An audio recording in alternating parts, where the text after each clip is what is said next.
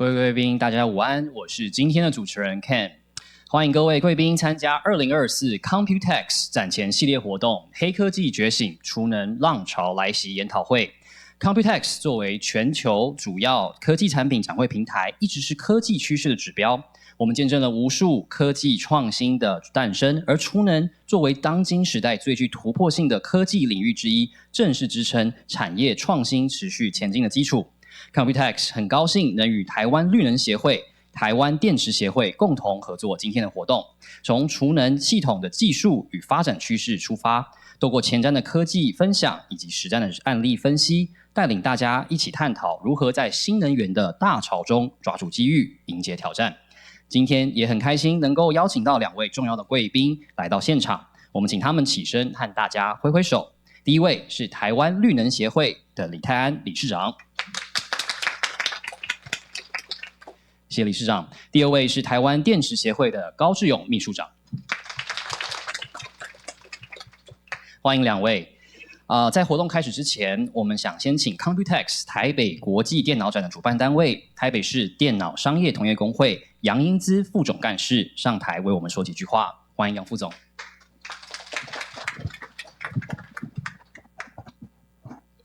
那首先就是先感谢大家今天来莅临这个活动，来聆听我们邀请的产业专家来跟大家分享一下就是绿能产业的一个商机跟前景。那看到今天这么多的这个人士来参加，表示大家对这个绿能系统绿能的这个产业非常的关注。那我们也觉得办理这场活动是非常有价值跟意义的。那这个储能产业就是如大家所看到，就是说现在我们在这个智慧城市上面，包括这个公共的事业啦，或者是工业用、商业用，跟这个所谓的一些大楼都有这方面非常大的一个需求。所以今天这个特别办理这一场，也是希望让大家来能够了解这个产业的一个状况。那在这个产业这个商机之下，也能够这个获取就是国际的一些商机。因为我们看到就是麦肯锡他们有特别报道过就是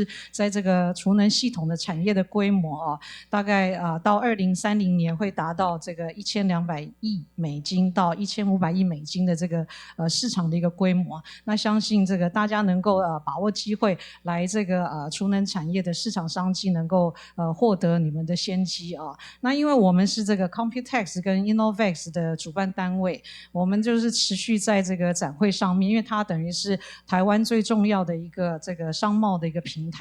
那我们在这个2016年也加入了这个Innovex 的新创展，那重点就是希望能够我们在这个成熟企业在开发一些新的系统的时候，能够运用这个新创的 solution 特别他们在 AI 这个领域上面都有一些新的 solution 可以提供给我们的产业界来使用。那我们今年有1500家的厂商他们来参展，那使用大概4500个展位，所以南港1馆跟2馆都使用到了。那今年其实是在这个 AI 的议题上面非常的热，有很多的知名的国际的这个厂商，他们都会到我们的展会里面来做演讲包括这个 AMD NVIDIA Qualcomm等等这些半导体的业者，他们都会前来。所以我们这个今年是在6月4号到7号来办理这个展览会。那因为这个我们讲说 Computex 好像是电脑展这个名号就是不够这个先进。不过因为因应这个物联网的时代，大家一直在找这个 vertical 在哪一个领域能够开花结果，所以我们觉得说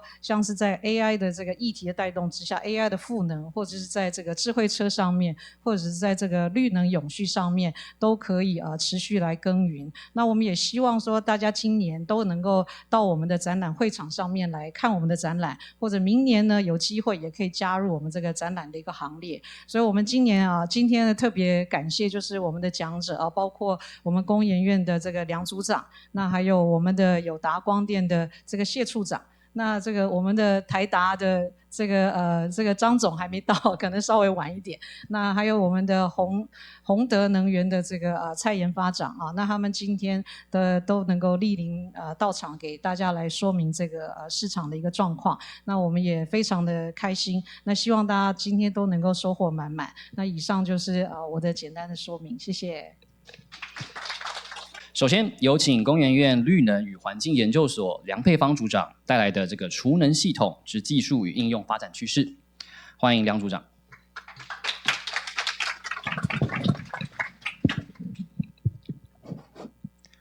各位前辈、各位伙伴好。那刚主持人提到我们整个绿能的趋势，我想未来世界有3件事情，大概是我们一定要做才能够做到净零碳这样的这个情境啊。第一件事情就是我们一定要让电网整个都用绿电啊。第二件事情是我们的用户这一端必须改成非碳的能源，所以我们今天谈到第一件事情会是怎么样用电池来协助达成这件事情，它包含用户这一端跟电网这边。那第3件事情就是产业界有些制程，它其实本来就是非电的，比方说炼钢，比方说水泥制程。那在这个制程里面，有些排碳本身并不是能源使用，那这个部分怎么样去把碳去除掉？那产业界的这个非碳能源，应该说非电能源这个事情，今天我们不会谈。我们想要谈的是用户这一端原本的这个像我这张图提到的哈，就是电池这件事会影响两个大的层面。第一个是大家看到这个成长的趋势，就是2025年大概电池的使用量大概1个 TWh 成长其实非常快。大家看到最底下这一大截，基本上就是车子。好，现在车子是烧油、烧柴油、烧汽油、烧柴油。那如果要让它零碳的话，基本上先换成电。再去讨论电的来源是不是绿电，原则上必须这样做，不然那个碳是排不掉的。那第二件事情就是我们电网本身要整合很多绿能的时候，调度上一定会需要电池。我们后面会看到某一些这个图片可以很容易来说明。好，那公车是现在走的比例上比较快的，台湾大概2035年2030年公车要全部电动化。这个是已经既定的政策，也有很多都市已经开始在做公车的电动化。那所以主要驱动力其实是载具的电动化，使得这个电池的使用量越来越多。那第二个原因，第二个趋势就是说定制型的储能，因为电网整合需要调节这个电力，所以定制型的储能它的需求也会大幅的成长。但大家可以看到，在这个图谱里面储能电池的比例再怎么样都会远低于其他领域。可是不代表它不重要。那反过来看，其他领域的电池对于电网的操作来讲，也可能是一个很有用的资源，因为它的量非常非常大。我们如果只看这个公用事业，我们指的特别是电网，那只看电网本身的话，它的这个装置量就是16 GW。如果我们对比在2022年，我们对比前面这个图，当然16 GW 是相对是很小的。这个是用 GW 小时。那如果我们来看这边，如果看 GW 小时35，其实也是很小。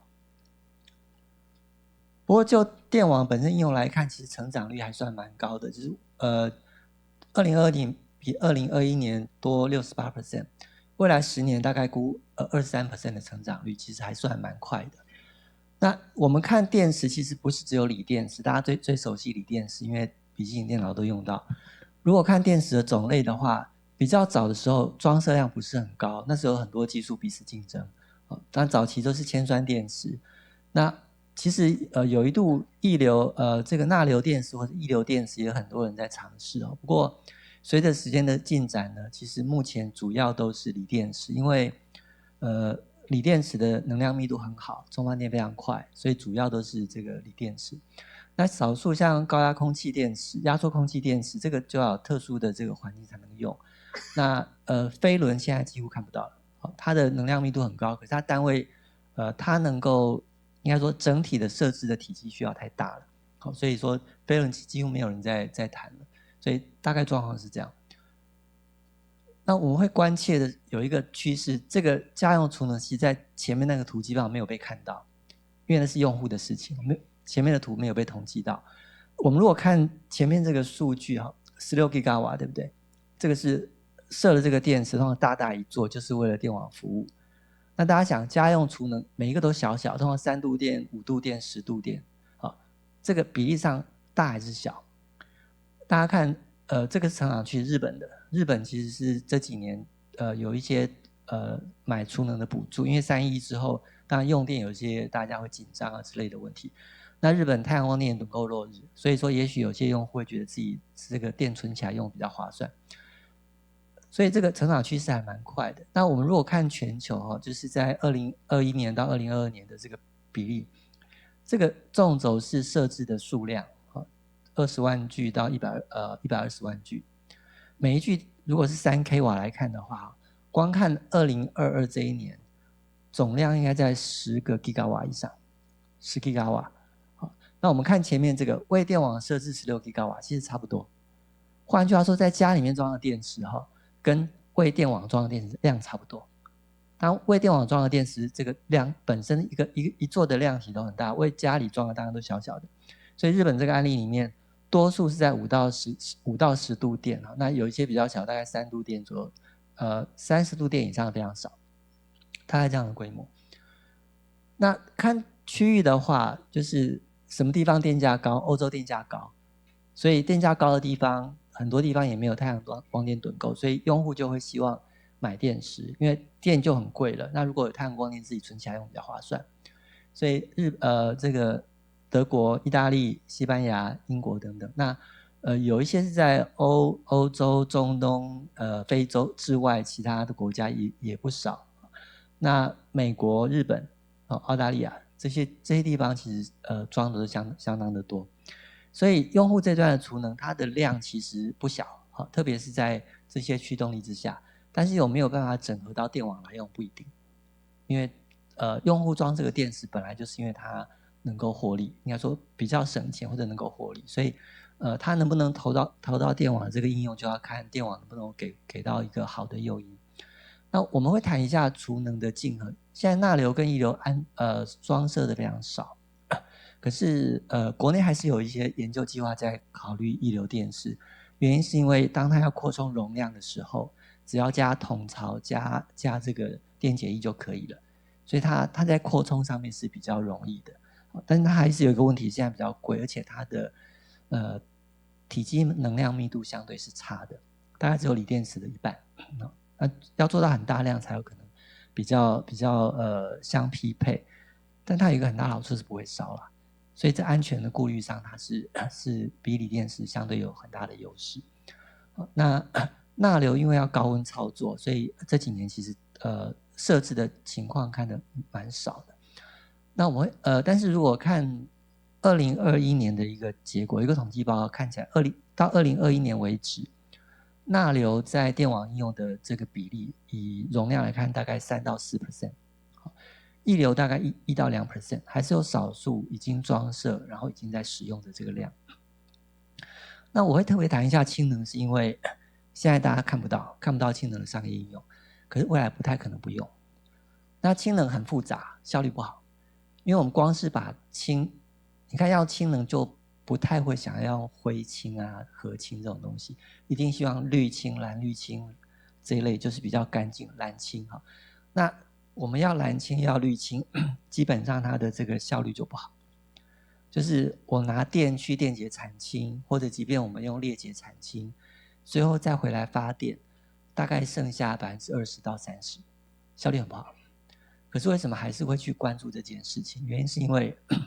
第一个是氢能可能未来对于大型的载重车辆，它会有另一个面向的用途。因为大型车辆我们会担心里程这个行驶里程的问题，所以也许氢是一个选项。第二个问题，大家回头来看一下那个我们估2050年的这个台湾尖离峰的情况。2050年看这个图，太阳光电很多，风力发电很多，那底下是我们其他的，包含是火力发电、海洋能、地热等等的。看这个图，就是以夏天来看，我们会多不少的电。那夏天来看的话，就是多出来的电，假设我用锂电池存起来，可能隔天就把它放出来。因为我们夏天的这个晚上，夏天傍晚那一段时间，其实我们的传统的这个基础是不够的，所以如果白天多余的电存下来的话，基本上就把它放出来用就 OK 了。好，这个是夏天，好，所以 OK 差不多这样。看冬天会很麻烦，底下的线是我们真正的电力需求，只有这么多。那我们的发电是在上面这一条线。所以假设我们用锂电池把它存起来，存起来之后，隔天你想把它放回电网，你没有机会，你放不回去，因为每天都多出这么多电，你没有机会把它放回去的。好，所以谈氢能的原因是因为，电网有一个东西不太可能把它拿掉。我们说今天全部用再生能源加电池来供电行不行？答案很肯定不行，因为我们电力系统大家除了常听到这个鸭子曲线之外啊，就是太阳光电下山的时候，那个太阳光电减少很多，我们传统基础升载不够快。好，所以那个时候我们会担心没有电池撑不起来，因为传统基础跟不上这个太阳光电下降的速度。可是另一个事情大家比较少谈，就是系统的频率飘动。如果只有太阳光电跟只有再生能源，我讲的是风电、太阳光电，它基本上都是电力电子装置，就是用 inverter 转成电力，它没有转动件，没有旋转的发电机，基本上它就没有惯量，它就相当于一部非常非常轻的车子，风一吹就停了。那如果我们开一部大卡车，风在吹它的时候，它的速度变化不会很快。可如果这个车本身没有质量，面对外面的扰动，它的速度会变动非常快，这个大家很容易理解。所以如果一个系统没什么惯量的话，如果我有机组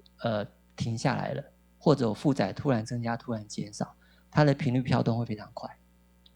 频率飘动很快的话，你就来不及救它。我们在815那一次，我们大潭损失6部发电机，电力系统大概损失12%的电力。台湾有没有垮掉？没有，因为那一次频率从高点往下掉，大概15秒钟掉到最低点。那这个过程里面，我们电力系统当然很多资源投进去，有些用户被踢出去，所以经过这些操作，15秒后把频率拉起来。可那一次如果我们系统全部都是再生能源，没有惯量的话，说不定2秒钟频率就掉下去了。那系统频率掉到58赫兹的时候，所有机组为了保护自己会解联，这是一个连锁反应，就是频率掉很低，正需要电的时候，发电机组一个一个跑掉，好，就救不起来了。所以呢，系统一定要保持足够的惯量。那因为这样，系统一定要留旋转机。留旋转机要怎么留？就2个办法，一个是旋转机本身烧我们说碳中和的天然气，好，就是你拿这个燃料本身是没有碳的，或者烧氢气，烧氢气是个选择。如果你的氢是氯氢，就烧氢气就好了。第二个是假设我烧出来还是有这个排碳的话，就用 CCS 就碳捕捉把它抓下来。那当然 CCS 也是一个选择，只是说考量长期的发展，我们会希望能够摆脱石化能源。摆脱石化能源就是如果我们的再生能源够多，就拿来电解产氢，尽管它效率并不是很好。产完氢之后，我们是有机会再把它投回去，隔天就把它用掉的。好，这个是因为系统本来就需要旋转机，我们氢可以给旋转机用，所以这个才是一个当我的余电非常多的时候比较容易处理的情境。我们要把电存起来，冬天的电多很多存起来留到夏天用，那是不可能的。你没有那么多储槽，你没有那么多空间可以摆锂电池。好，所以一般来讲，我们电系统不会去谈说冬天电很多存起来放到夏天用，你顶多存个1个礼拜、2个礼拜，你必须把它用掉，要不然的话，再生能源过多就把它放弃就好了。所以气电基本上是大家不太愿意谈的事情，可是有些时候把电弃掉是比较 OK 的，硬把它存起来代价其实非常高。可是如果需要存的话，氢气是一个未来可能不得不做的事情。那有些细节，我想今天时间不够，我们不会特别去谈它。当然有一个问题是说，到底要留多少旋转机在系统上？那是一个很大的问题。就是我如果旋转机要留很多很多的话，那再生能源就被迫就多了很多电。好，那你就要很多很多电要把它存起来。所以旋转机可不可以留少一点？这个是系统上一个很大的问题。我们今天不会特别去谈它。那储能拿来电力系统用，到底拿来做什么事情？大家像我们刚刚谈到说鸭子曲线，大家都听过，就是在傍晚的时候，我的电能再生能源电能掉很快，所以我需要用储能去补传统电厂操作的这个速度的不足哈。那这个比较像我们的电能上的应用，就像我有其他高速的发电机很快投入系统。那台电现在买的这个储能基本上都不是这个，台电现在买的储能是为了做频率的微调。所以频率过高的时候表示电能过多，我们就把它存一些起来；频率过低表示电能不足，我们就放一些储能。所以台电现在买的储能基本上都是像是频率调整的服务。那我们看这个是一个Bloomberg 的一个研究，就是从2015年，从比较早以前到未来2030年的预估，电力系统需要的储能可能有辅助服务，这个比较倾向我们讲的就是微调，做频率的调整。这个储能有时候充电，有时候放电，不断的在调整。那可是这个事情调频服务基本上会饱和，因为它不会随着再生能源越来越多就需要更多调频，因为它不会多一些，不会多很多。以台湾来看，台电现在买500 MW 的这个调频服务，那有500 MW 的 ED-REC， 等一下我们会看到，其实台电只需要500 MW。那你说再生能源越来越多，会不会变成5个 GW？ 那是不可能的。再怎么多，大概1个 GW 到2 GW 就够了，因为频率的飘动不会非常激烈。就是再生能源很多很多的时候，所有案场加起来，它不会说瞬间全部少50%，那是不会的。所以有适当的预测技术的话，那其实我们不会留那么大量的储能做瞬间的频率微调。所以储能的这个调频的需求通常就是有限。那所以买够了就好了，你继续加没有用。那所以我们看到这个调频的辅助服务不是只有调频的，但其他的辅助服务不太会用储能，所以说它的这个需求量越来越少。可是能量移转的服务就越来越多，就是我们想说再生能源发电占比越来越高，那它因为它的这个不确定性，所以说需要用其他的资源来补足它的这个需求越来越高。那有一些为了输配电系统的这个瓶颈，或者在用户端这边，这个预估里面始终会有接近30%的这个需求量。好，那我们谈一下台湾现在的情况。在座如果有比较熟的朋友就比较抱歉，可能很多人都知道这件事情。台电现在估计2025年需要的储能是1500个 MW， 现在多少？现在这样子，现在装的储能这么多。那其中1000个 MW 是为了电网运转，那500个 MW 是希望再生能源比较稳定。它把它分两边，一边是有点像系统调度用，一边是让再生能源有一些弹性。那这个1000 MW 里面，它又分500 MW 是为了调频，500 MW 其实是混合的，它本质上是为了做电能移转，大部分容量是为了做电能移转，少部分拿来调频。所以看起来台电有1000 MW 的调频，其实现在不需要那么多，但是没关系，就是台电现在频率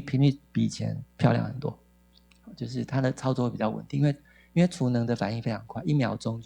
就可以做到，就是发一个指令1秒钟就做到了。那以往台电是用传统发电机做频率调整，也一样可以调整啊，因为系统供需差异变化其实不是那么快，所以它的传统发电机在做调整，我们以前叫 AGC， 就是Automatic Generation Control AGC，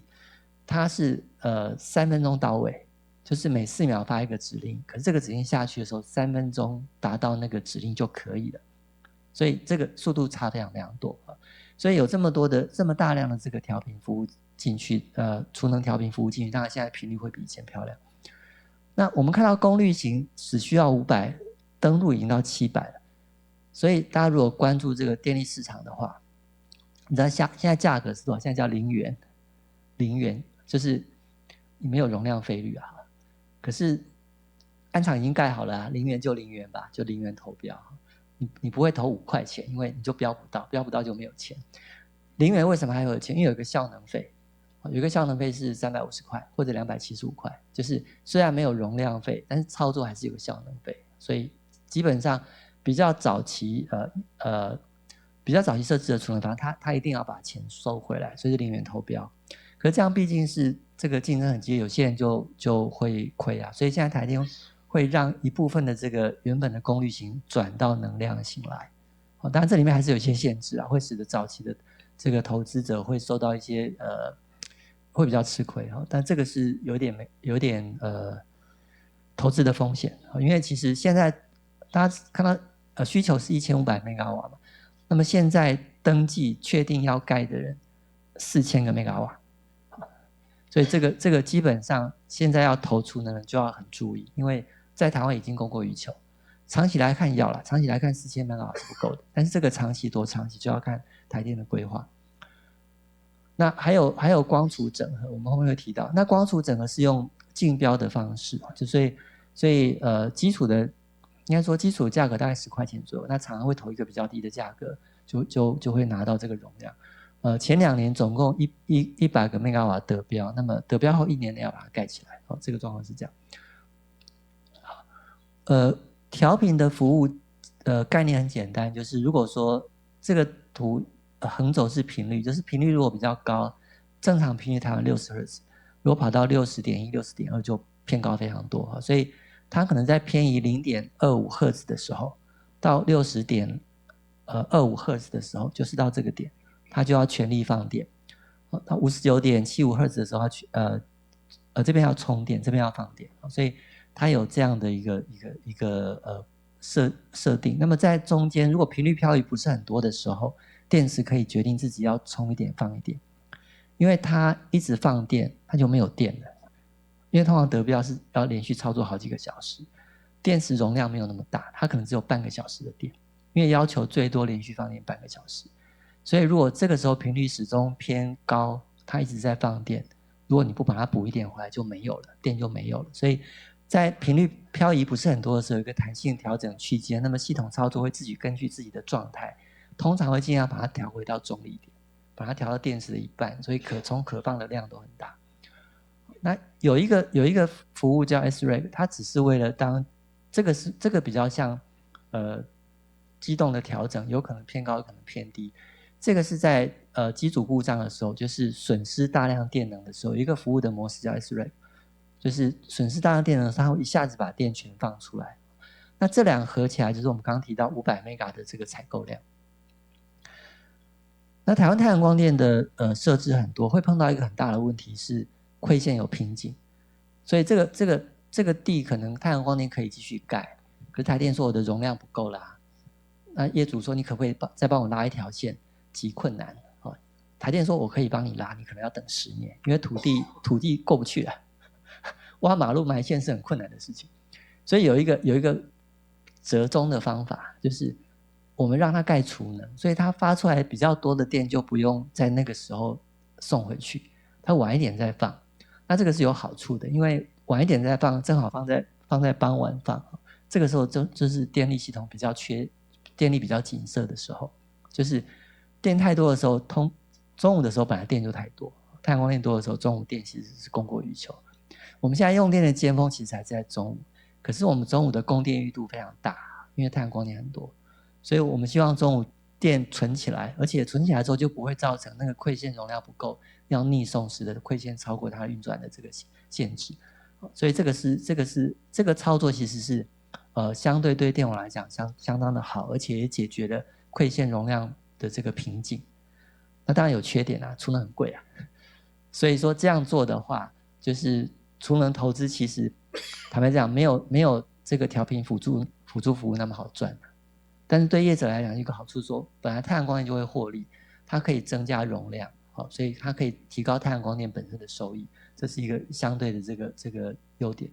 所以为什么没有很多人去标？你看500 megawatt 对，为什么没有很多人去标？因为不好赚啊，没有那么好赚。好，所以前面提的就是大概目前电力市场开出来的，或者一些特别的方案。我想想看，好不好？你这个没有谈到。我们那个绿电大户的义务，就是现在是5个 megawatt 以上，5个 megawatt 以上必须设置10% 的这个相对容量的太阳光电，这是义务啦。那政府也希望说，是不是有些人可以设储能来取代太阳光电？不要盖太阳光电，盖储能也可以。所以盖储能的要求就是同样10% 容量，但是要2小时。那坦白讲也很难赚，储能很贵啊，所以正常情况没有人会去设储能的，除非这个厂址本身的这个用电情况很特别，所以它设储能之后有些特别的用法，不然它一定不划算。所以呢，要鼓励大家来设储能，就要有特别的方案。所以这些场域里面，就是设储能是义务，所以本来不应该让它获利。可是呢，毕竟它储能使用可以有一些弹性，所以一个方案是超过400小时，就1年里面超过，抱歉，对，1年里面超过400小时的部分呢，给它每度10块钱，放电回到电网的时候，给它每度10块钱。那放电什么时候放，是台电有规定的，所以让这些储能配合台电的需求，在特定时候放电。那这样操作就给他一个优惠，就是但是在400小时以后，因为400小时以内把它当做义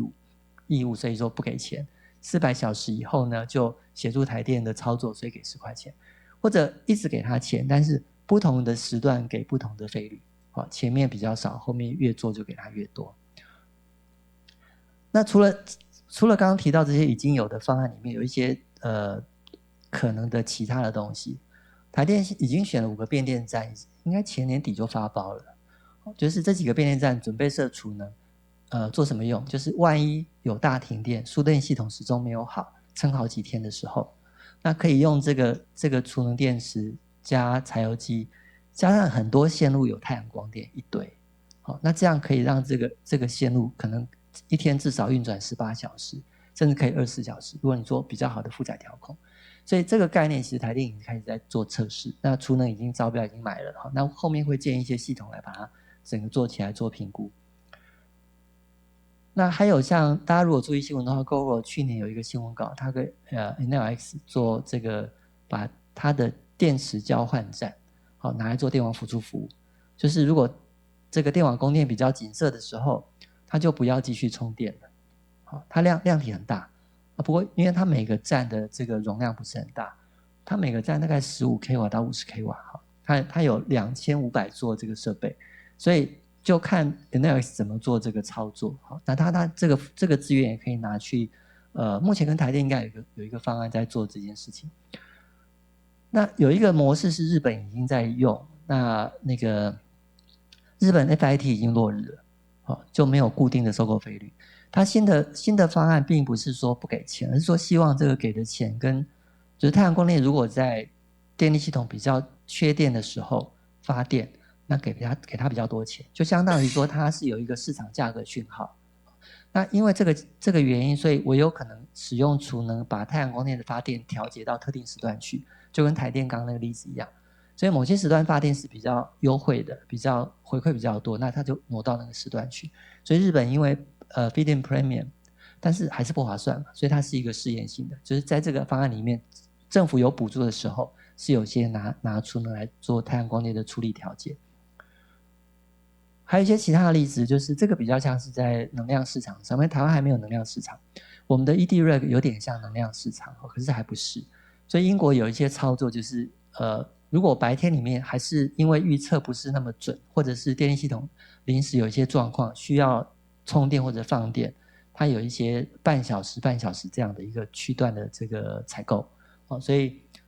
1个小时之前截止结标，然后看谁得标，在这个小时里面要充电或者放电半小时。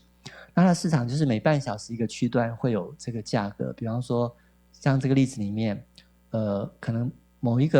个半小时30 MW， 如果是放电是23块，充电17块，就类似这样子会有这样的价格讯号。这是英国已经有的市场，不过你看它量不是很大，因为这种市场都是就是实验性，它几十 MW 而已，相对整个电网其实并不大。加州有类似的，就是除了原本的这个辅助服务之外，它有一些为了担心预测不够准，所以它在这个整个预测趋势上，因为预测可能有误差，所以在这个如果说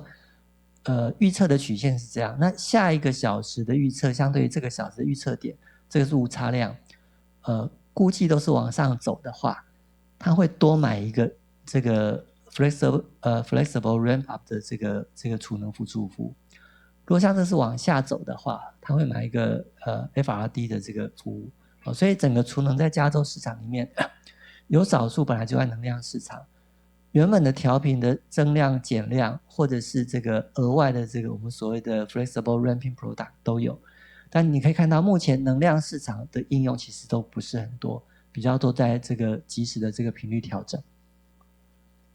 家庭储能我们刚刚提到其实量不小，但是把它拿来用在电网上目前没有很多哈。美国有一些，那澳洲也有一些测试计划，大家看到量体还是不大，就是几个 megawatt 这样的规模，它可能要聚合上千个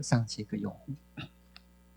那这些案子里面，电网的调频辅助服务是1秒钟要有反应，那因为这个比较分散，所以它给它的方案就没有要求那么紧，可能是6秒、60秒或者5分钟，就是比较宽松的方案。因为用户很多的时候，指令要送达，反应要出来就不见得那么容易。好，那最后跟大家报告我们在干嘛？我们做3件事情，一个是我们也做技术，包含我们不做电池啦，但是电池转换成电能，好，我们做 PCS，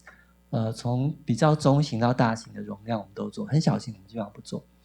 那我们也做电池的能量管理系统或者做系统整合。我们的产业服务，我们的 EMS 到今年底大概会用在100个 megawatt 的案场，有几座案场合起来大概100个 megawatt。那我们跟台电有一些合作计划，所以我们会协助台电来定义一些储能操作的方案。所以未来新的方案在设计大概很多是我们在协助。然后我们组也负责电力市场的这个规划监管，协助能源署在做一些电力市场的设计。以上是我们做的事情。那工研院当然不是只有我们绿能所这个组工研院有非常多研究单位，所以呢 Computex 展览的时候在经济部专馆 K0806 那个展区有非常多新的技术，我们有5年没参展今年又回来了，所以就非常欢迎大家到时候可以去看一看。谢谢。谢谢梁组长。非常感谢梁组长带给我们这个精彩的演说。那接下来我们要邀请到我们的友达光电能源系统服务处的谢承宏处长分享主题：近邻第一步，全方位智慧能源管理。有请，掌声鼓励。理事长那会长、副总，然后还有各位先进大家好。很高兴来在这边跟大家介绍那在这个会场上看到很多老朋友，也看到很多新朋友。那等一下会后我们也可以多做一点交流。那不过今天讲到这个主题储能那其实由友达光电来讲，我们等一下会来讲一下我们在这方面的一些经验那我们认为在储能在电池在这里的主要的目的，其实是为了近邻，不是为了做备用电源这件事情，它的功能可能就会比较小。所以友达光电在这里，我们反而提出的主题是说，要用这个电池这个工具、储能的工具来做近邻，减碳，然后帮企业做这个 R100 或是近邻转型的部分。那其实刚刚那个梁组长有讲到，其实是在2年前 AFC 很旺的时候，其实友达跟台达是一个非常紧密合作的伙伴。那个我想艾博当时我们是一直紧密合作在耕耘这一块，只是很可惜的这个市场，梁组长刚刚讲到没错，除了0元之外，还有一点他少漏了一讲一点，得标率只有70%，也就是说你就算0块，你还不见得得标。所以这个市场我认为梁组长回去还是多帮忙才能帮这个储能这整个行业尤其是宏德也投了很多电池嘛这个我们也是2年前也是去宏德能源跟那个罗技长还有周总都有谈过一些交流啦那只是说也希望这个能够真的在台湾能够尽量的能够发展起来。那我从友达光电这个整个的经验跟角度，以及我们在这方面怎么做结合储能的方向，我们来跟大家做个分享。那我们讲的是就是近邻要做全方位的智慧管理。那我简单讲这大家应该都听过友达了，就是一个非常辛苦的公司那已经是大家都很清楚，所以有录音，所以我就不多讲了这边要跟大家讲一下我们的董事长一直在讲友达不只是一家面板公司不是要有一个不止，不是一家，是不只是我们因为把我们用显示技术应用到各个场域了那在这里可以看到，我们其实从能源部分来讲，我们其实在10几年前，大概12、13年就开始投资，从太阳能的晶圆，一直到我们的整个 cell 到模组绿色能源，以及我们还有一个友达宇配做水资源。其实不管是在碳循环、水处理，或是整个的能源循环上面，我们都一直在投入这个状况。那其实在这礼拜，我们在友达台中那边也做了一个友达智慧友达展，也是在把我们的整个的工厂的智慧节能跟能源效益跟大家来做一个分享。那这个等于是我们把我们的一些智慧呢，能够想办法的分享出来给大家。那这个就很快的让大家知道就好。好。那今天其实讲到主题是我们为什么要谈这个主题，其实在我们来讲，我们的能源管理主要是分3块，因为储能是一块很重要的，我相信这是今天的主题，但是我们想的是它的目标其实是为了净零，那就要结合到创能、跟节能，还有储能，要这3块结合在一起，我相信才有办法做到真正的企业净零，也才能把这个整个电池它的最大的效益弄起来。我们相信我们电池储的不应该是灰电啊，就像梁总讲了，我们应该存的是绿电。可是我们现在台湾最大的绿电来源，毕竟还是以太阳能为主。那怎么有效的可以把这个太阳能的光电储到这个电池里面，其实是有很多的需要非常多的数据来做学习，来做有效的运用，那才能很有效的把我们的光很有效的出到我们的储能，然后再把它应用出来，针对我们的企业做它的整个100%的绿电。在友达这一块，我们除了是供给者之外，我们也是需求者。因为友达光电其实在做面板的话，其实的耗能非常大。事实上，我们1年大概就要 consume 掉大概45亿度电。所以如果友达自己本身要做到 R100， 我们也有需要非常大的绿电。那在这一块，其实友达也一直在思考光家储的这个应用。所以刚刚梁总讲到，光家储现在是目前看起来是在储能接下来的一条路。家用储能来讲，我们也有一个集团公司叫达方，它也做家用储能。不过家用储能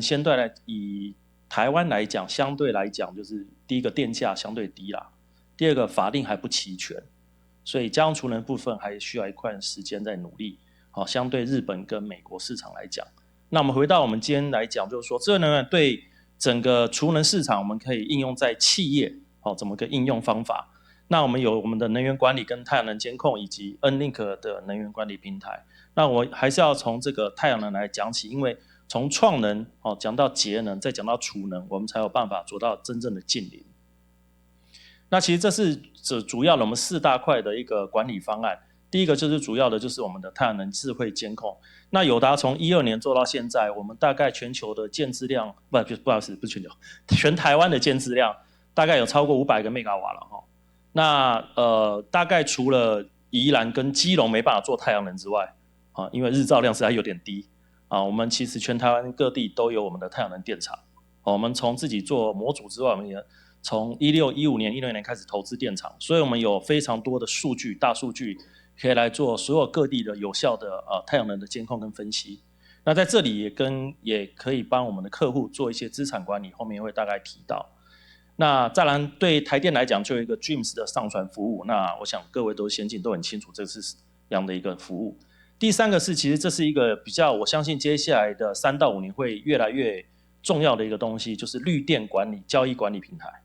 其实越来越多的企业需要绿电，但是这么多的电厂以及这么多的需求者，你怎么做好管理？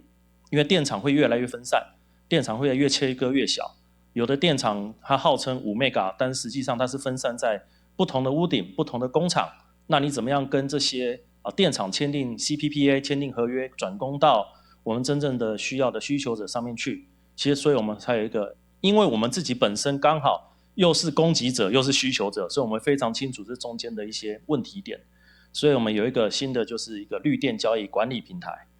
那等一下会再多做一些详细的说明。那另外就是针对我们刚刚讲的节能跟储能这部分，有了创能，那我们怎么样有效的把我们的这个能源存到我们的电池中，然后把它放出来，甚至光储充，我们现在做的是光储充，可以直接就做到充电桩里面。那当然本身我们不做充电桩，因为那是台达的强项，我们就不要介入太多。但是我们主要的就是怎么去 control 这一块，做到最大效益。那包含我们的节能、工厂节能这一块也是合并起来，针对企业用这样的方法，企业才会愿意用储能，这是我们的想法。如果光是用一个用电大户条款，2年前我们其实耕耘得很累，因为毕竟电池的成本也相对高。相对来讲，如果企业它愿意用净零的角度，或是真的遇到法规的问题，我可以帮你做到创、储、节3个。那我相信我们的企业就会比较愿意来使用我们的方案。那这是我们的一个太阳能监控系统的东西。那另外一个就是我们的 N-Link 能源管理平台。那我们来讲一下我们太阳能监控。那我大概讲一下我们在这方面的一些努力。那刚刚也讲到 AI， 所以我顺便也提到了一下我们在这边这10几年来，我们在这边用到努力，包含我们除了这个很快的可以有云端以及 APP 的操作之外，另外一个重点是在于资安的防护。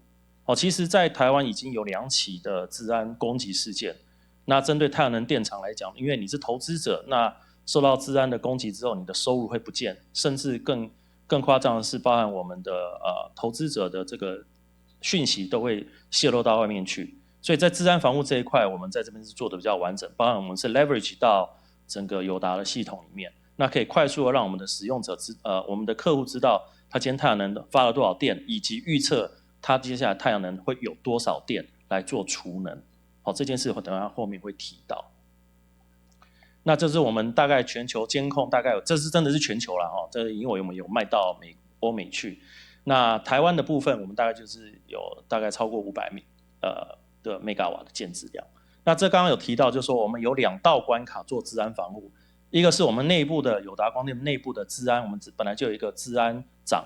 那我们有个资安团体在做整个资安团队在做管理。另外针对外部，我们有用 AWS 以及 Fortinet 来做这些资安防护。这个在我们去年的能源展的时候，其实有一位美国客户来我们这边看，他看了半天，他看了以后就说，他只有讲了一句话，就是 These guys know what you are doing。就是觉得你知道你在做什么，看到我们资安防护，那也知道我们做对了。这块的确就在各位在等于算在投资这个整个能源管理系统上面必须要去谨守的一环。那刚刚有讲到的 AI 的部分，就是我们有一个能源监控叫做版本，一个 AI 智能版。为什么我们敢说 AI 智能版？是因为我们真的有大数据，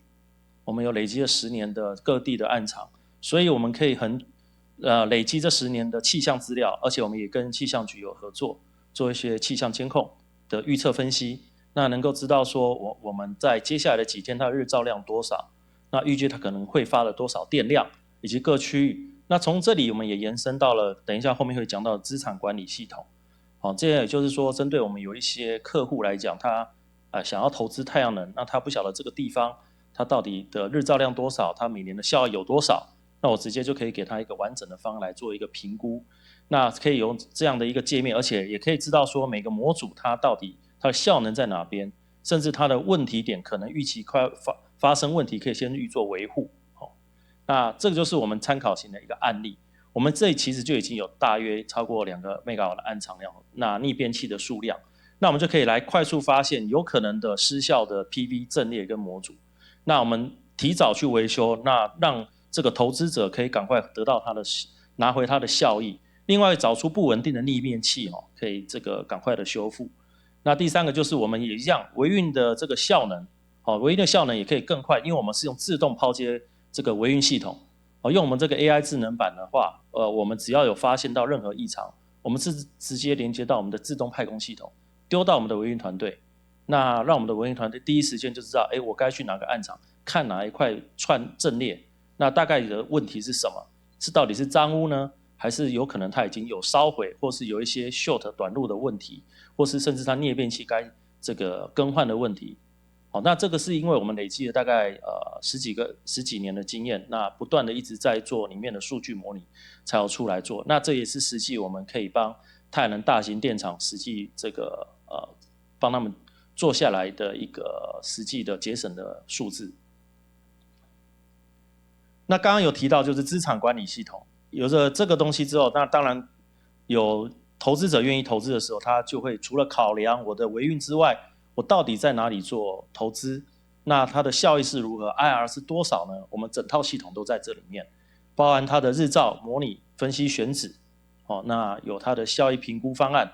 以及它附近的电厂的状况。那再来就是它的设备，我们用哪些设备？自动的灾损分析，它的发电的效率达成率会是多少？那电厂的健康度报告在哪边？那包含我们就可以给你一个完整的报表，IR 的追踪、财务资料。这些东西等于是你买了一套，我可以帮你做整套的健检，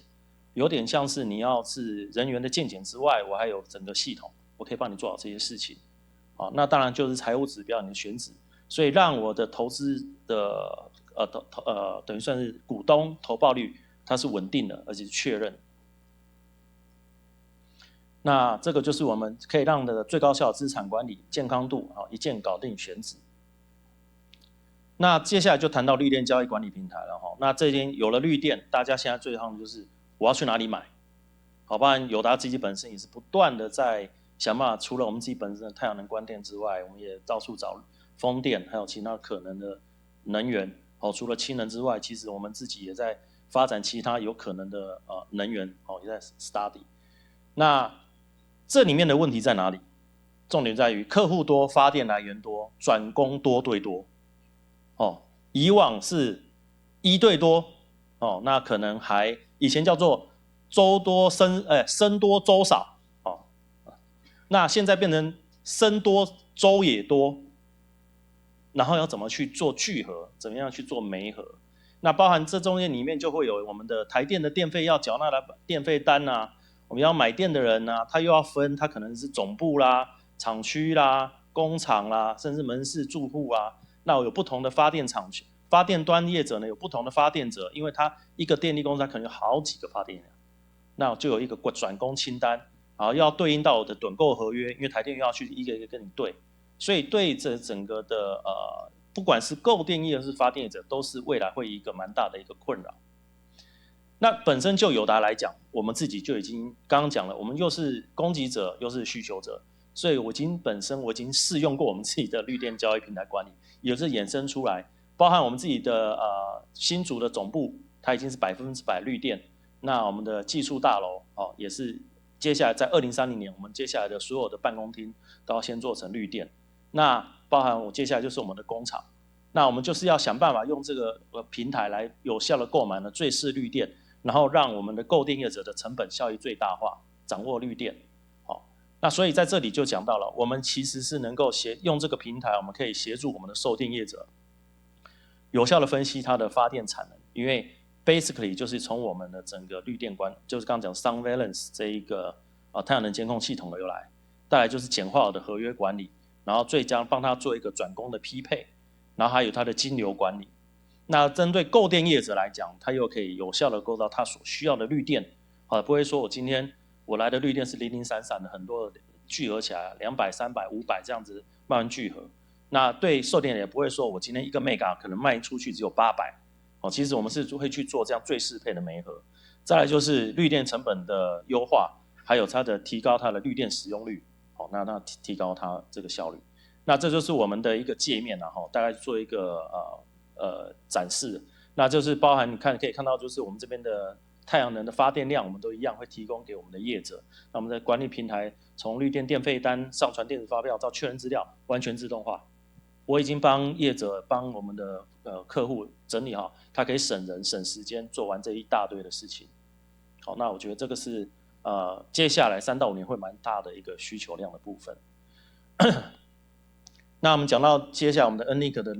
能源管理，那其实这个是我们刚刚有讲到的，我们有了创能，那我们针对节能跟储能呢，我们怎么样做？我们利用这个 Enlink， 我们这套我们算一个小的能源 IPC， 我们把它做到光储，刚刚讲的光储的排程，所以我们刚刚有讲到，我们太阳能大概什么时候我们结合气象的资料及经验值，大概在明后天的发电量为如何？我是不是需要先提前排程，把我的太阳的电池先放出来，要有空间才能做储能，不然我的太阳能发电就是浪费了。刚刚有讲到，我太阳能没有除下来就是没有了，所以我会预先去做最佳化的电池的排程，让电池在夜间，比如说它去照明，我先把它用掉，在隔天才有人储能。另外，接下来如果是阴雨天的天气的话，我就会先少用储能，我就会先用灰电把储能用下来，该用的时候把它用出来。所以这个我们的光储智慧排程是有弄出来。那另外就是契约容量的管理，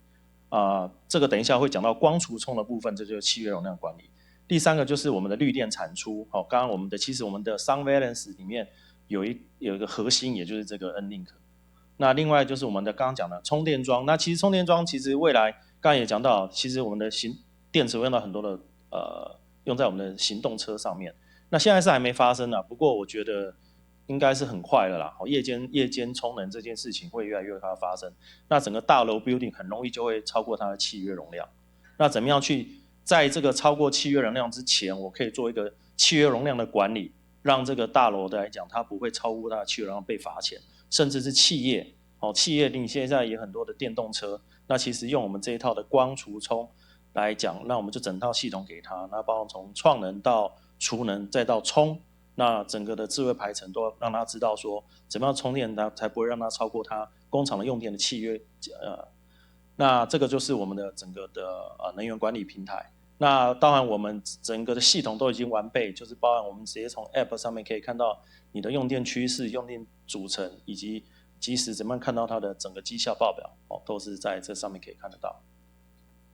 那刚刚有看到的电动车的充电站管理，那其实在各位如果有空可以是到我们的中科去，那其实我们已经有2个案场，就是结合这个光储充，那就是一样充电站的能源管理，直接有2个好处。第一个是我可以及时用太阳能充电的电直接充进到我的充电桩，让我的直接用户就知道说你充到的电其实就是纯绿电，那可能充的电还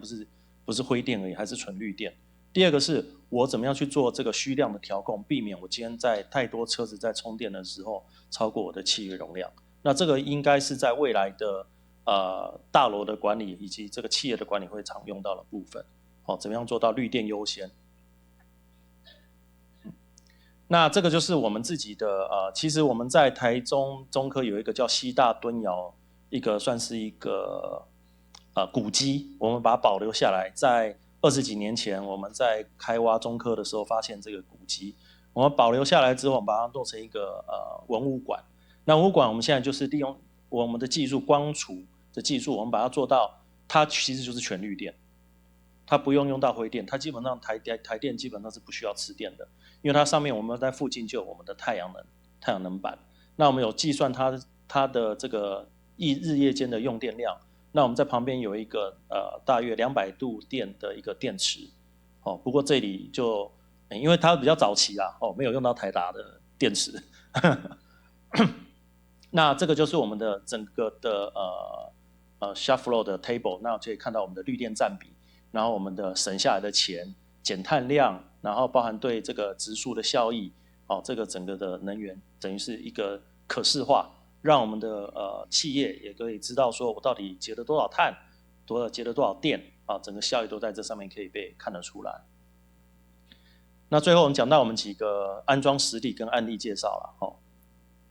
那这刚刚就讲到我们的西大敦窑，它就是我们这个企业形象管，大概200度电，其实我们都可以算出它的光电凭证，以及我们可以产出它的绿电凭证，然后减碳量。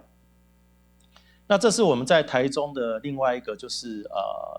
算是一个智慧社区。我们台中有一个智慧社区，跟台中市政府合作的智慧社区，它这是用到它的大功用电，从的光跟储做减少它的大功用电。那其实它虽然的储能的只有大概32度电，但是它可以把它这个大楼的这个大功用电、照明这些东西都会省下来。另外我们也帮他做这个绿电凭证的申请，所以他也是可以让他有这个每年大概4万块的收益，等于是补到他们这个算是管委会里面。所以各位在promote 储能，其实在这上面也是有一些，不过还是回到就是说，光讲储可能对他们的 incentive 不大，如果讲光加储会比较 incentive 会大一些。那另外这是一个比较特殊的案例，这是实际的案例，就是我们有帮一个客户，他呢就是算一个蛮大比较有钱的地主。那他家里的豪宅就是有那个鱼池，他因为要让里面的鱼的身价都蛮高的，可能都有1台车的身价，所以都必须他怕断电的时候那个气不打上去鱼会死掉，所以他必须有一个不断电的系统，让那个空气不断的打上去。所以呢，这里面我们就帮他们做了光加储，也就是我们第一个，我也不要让它超过契约容量，这里也是一个非常实际的案例，就是它也不要超过它的契约容量，所以我们才建置了太阳能，然后以及我们的储能，大概约80度电，那可以让它的不断电，那也可以不会让它超过契约容量以后被罚款，那电费会比较高一点，效益会比较大。那另外就是外销厂房，那一样这就是企业型的，企业型供应链要求减碳，所以他要做这个订单取回，所以要做这个光加储的部分。那这也是我们在今年底明年初，我们现在已经确定成案，但是建置会在年底或明年初。那这个大概是在我们北部这边有一个容积奖励方案。不过这很可惜啦，因为政策常常变来变去，这个目前的奖励方案没有了。但是当在去年还有这个容积奖励，也就是说，如果你有光或储，你可以加起来，你的容积奖励可以有5%的容积奖励。那对这个企业或是要还没盖新的厂房之前是很大的诱因。那的确这个也得到业主的同意，所以这是一个物流厂房。那预计会在年底跟明年初会开始做这个新建，那的坪数大概就会容积的奖励到400多坪。那也是让用我们的整套的光家储的整套系统，我们整个直接给客户来使用。好，那我们大概以上就是我们跟各位先进分享的我们的经验啦。那技术的方面就交给后面2位更比我们专业的讲者，还有组长这边都比较专业的讲者。好，那有问题会后再跟大家做交流，谢谢大家。谢谢组长。非常感谢谢组长精彩的这个演讲哦。接下来让我们来邀请到的是台达能源股份有限公司张立业总经理，分享的主题是台湾永续绿能新机会。好，很谢谢今天有机会来跟大家做一些分享哈。刚刚被谢处长 Q 到好多次哈，对，就是讲台达电。那我稍微简单自我介绍一下，我是台达能源的总经理。那今年的话也兼台达台湾区的业务总经理。好，那大家我想台达电耳熟能详，台达电其实在这个领域有耕耘非常非常久。好，我在加入台达电之前，其实我在微软。那微软它现在有一个新的这个 CEO， 说新也没有很新啦，是在2012年的时候他开始就是做这个微软转型这件事情。那他其实提到一个观念，我想跟大家分享。他说，有时候我们其实常常高估了短期所造成的影响，低估了一件事情它长期所产生的效益。好，所以我们在做储能，或者说我们在做电动车大家可能不知道，就是看到那个新闻，就说哎呀，台达电最近好像做得不错啊，签下 Toyota 的案子，然后储能做了什么？其实背后有很多辛酸血泪。我们有很多事业单位包含电动车，其实从投资的第一天开始赔钱赔了10年，好，一直到了第11年才开始赚钱。所以我觉得很多东西，我想等一下如果有机会的话，可以跟大家做一些分享，这样子。好，那我今天的部分，我想我会再着重一些，就是说现在的能源的新机会。那其实我刚刚其实也有提到，我以前在微软嘛，对不对？我在微软2002年的时候加入微软，好，然后到2018年的时候离开，加入台达电。所以我在微软，有时候朋友都开玩笑，他说：“哎，这个你怎么把外商当做公家机关做？这样一做就做16年都没有走，好，就一直做。”那个时候加入微软的时候呢，其实比尔盖茨还没有正式退下来，所以我还会有时候参加研讨会看到比尔盖茨。好，那比尔盖茨呢，他事实上在几年前他就成立基金会，正式离开微软，他不过问微软的事情。那大家想说，那比尔盖茨这几年到底在做什么？好，大家不知道有没有印象比尔盖茨其实有一个慈善基金会，跟他老婆一起做的。好，后来吵架离婚了。好，不过基金会还是继续在做的。那他基金会其实做了很多是医疗相关的，可是他也做能源哦。好，比尔盖茨他断言未来大概10年内会出现像 Tesla 这么大的一家公司。那很多人会觉得奇怪，你干嘛讲 Tesla？Tesla 不是电动车公司吗？其实没有啊 ，Tesla 大家知道 Tesla 有做太阳能，它有做储能嘛，对不对？它的储能还做得很大，而且马斯克他认为 Tesla 的未来好是在储能是其中一个很大的部分。好，不过他有变来变去啊，他最近又说未来是机器人啊。好，就 Tesla 是个机器人公司，或 Tesla 是个 AI 公司的，就变来变去。不过无论如何，它在储能的部分其实是投资非常非常大。好，它在全世界，我想那个储能的 capacity 应该是最大的。所以我的题目呢，大概跟大家讲，就是4个 why 1个 how。好，那第一个 why 就是为什么绿能产业兴起，第二个就是说为什么买绿电。其实刚刚谢处长有讲嘛，绿电其实买真的是非常非常困难。好，什么增多粥少啊，什么增多粥多啊，好，可能现在什么稀饭啊，什么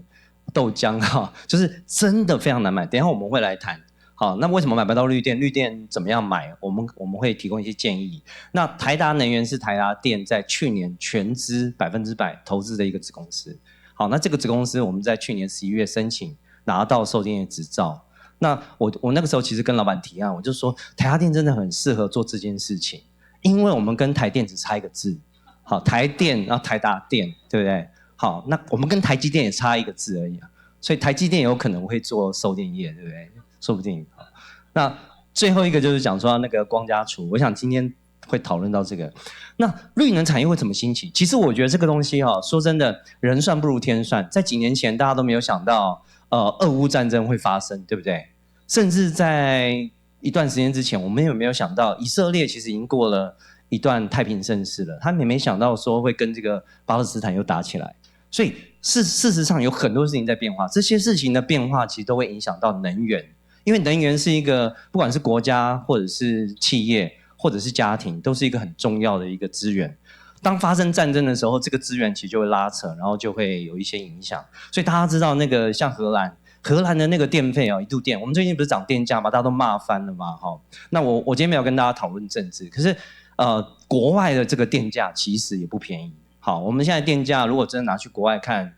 其实也没有这么贵。好，可是当然不能这样比，因为我们的国民所得跟别的欧洲国家国民所得也是不太一样。所以其实我个人的想法是，我们应该就是说如果物价不能控制的话，电费不能控制的话，我们应该是企业家来涨薪水，对不对？好，这样大家就会 complain 比较小。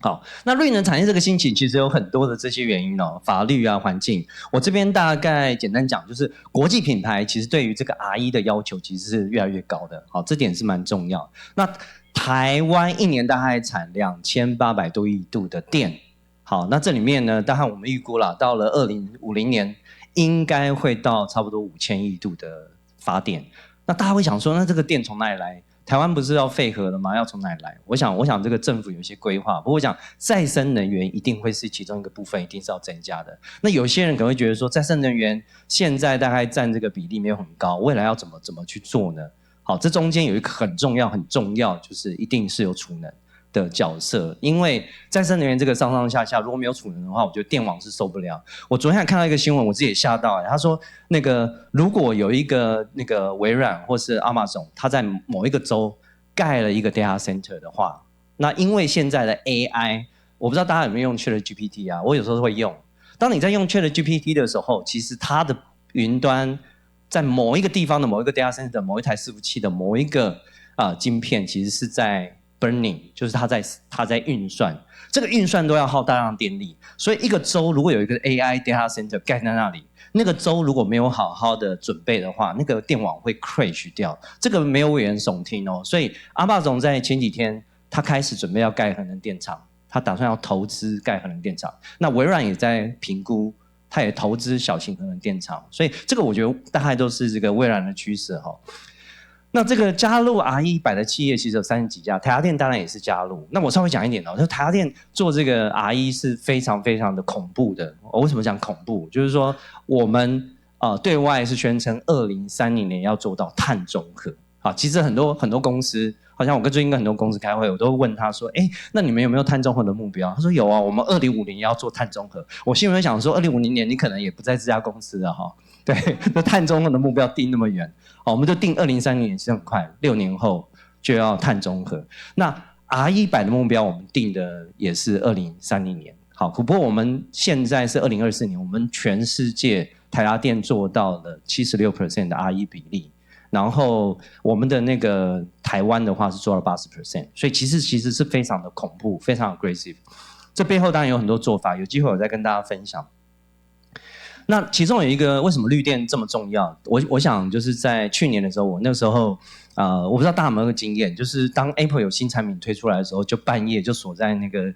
个 YouTube 前面看转播，就是那个 Steve Jobs 到底要推出什么东西。好，那这几年都爬不起来，因为听 Cook 讲话比较 boring 嘛，就爬不起来。然后这一次刚好爬起来，然后一听，然后很妙他这一次的这个介绍 iPhone 的这个 feature 大概都听不进去，因为就是那个什么照相又在变得更好了，对吧？我想说已经肉眼已经分不出来那个到底解析度高多少，然后那个萤幕又在更好什么什么，然后后来就看到他演了一出行动剧，他演了一出行动剧，就是他有一个那个黑人的一个大妈，然后他就扮演一个叫大地之母。然后他就跟那个 Tim Cook 演戏，他就说：“Tim，你们什么时候做到这个碳中和？”然后 Tim 就说：“我们预计在2030年，我们所有产品都要碳中和，也就是所有产品全部用绿电生产。”然后那个大地之母就问他说：“你确定？你真的会做到吗？”然后那个 Tim Cook 就像小学生，就说：“会，我一定会做到。”我想说，糟了，我那时候脑袋里面就浮现那个刘扬伟的脸，好，然后浮现那个什么和硕的童子贤。为什么？因为这个大家都知道 Apple 可以喊出2030年所有产品都用绿电生产，可是它没有生产啊，对不对？都是谁在生产？都是鸿海在生产，和硕在生产，广达在生产，所以其实就是那个它其实是非常的有它的那个企业的应该说业绩的目标。好，不过台湾的厂商就要配合了，对不对？所以他这个地方他就说那个很有趣，在那个 iPhone 的上市发表会，他就站在一片这个 Solar Farm 前面说：“好，我们今年开始 Apple Watch 已经100%用绿电生产了，接下来所有的东西都会用绿电生产。”我想这个已经是非常非常直接的这个 impact。那法规的部分刚刚也讲用电到户条款啦，然后有一些企业并没有接 Apple 的订单，不过他自己也加入了，像大江生医他们也自己加入了这个 R100， 所以有这3个我想是主要的来源。那我给大家猜一个数字，这边有一个 5%， 这边有一个 82%， 我想问大家就是说大家猜一下这2个数字大概代表什么意义？这个是跟半导体的这个用电有关。好，有没有人要猜一下这个 5% 这个数字是什么？那个组长要不要猜一下？就是这个，就是我们讲再生能源的比例好了。这个 5% 你觉得是台湾的现再生能源比例？对，这个我们可以看一下这个 5% 其实是台湾的制造业的使用的再生能源的比例。好，因为我最近也有跟很多主科的厂商在打交道，然后跟他们聊，大概做5% 是很正常。现在啦，但他们有些是先预购了未来的电，可是现在转供的大概全台湾目前转供的绿电大概17亿度，可是你知道台积电一个厂就要用到，如果是1奈米的厂就要用到100亿度的电所以全台湾的电就算给他一个厂，大概也满足不了他的需求。这个其实是我们刚刚讲说那个周多增少，是不是？还是增少周多？好，比较对，这个其实是那。可是我们在讲说，全台湾也不是只有台积电在做晶片啊 ，Intel 也做晶片啊，对不对？然后那个三星也做晶片，三星的 RE 比例做到40% 了 ，Intel 做到82%，可是台积电大概做到10% 左右，所以台积电事实上已经非常非常，我必须要非常那个赞赏他们台积电的采购，他们非常非常 aggressive 买绿电，而且买的价格也非常好，替公司贡献良多。可是台湾没有那么多绿电所以他们也面临到这样的一个压力。好，那台积电本来是宣称2050年要做到 R100， 他们在那个 iPhone 的上市发表会没多久就改成40了就是官方宣布。我想可能听库有打电话给那个刘德英说刘德英可能要稍微再加油一点。那台达电我们目前全球76%，然后2030年要做碳中和，我想这个是非常非常有规矩，所以要当台达电的永续单位不太容易因为这个目标非常的 aggressive。我们在做这个绿电的时候，我们有自用自发，大概占6%，那94%都是来自于外购绿色的电力，包含凭证等等的。好，那为什么买绿电那么挑战？大概有几个方向就是说供需不平衡。刚刚有讲台湾的用电绿电的需求，光是台积电一家公司，它宣布2040年要做 R100， 保守估计就有200亿度的绿电需要买。好，因为它要做到 R100。那更不要讲台达电还有联电，一堆公司其实都有这个需求，所以其实绿电的供给是不太够的。那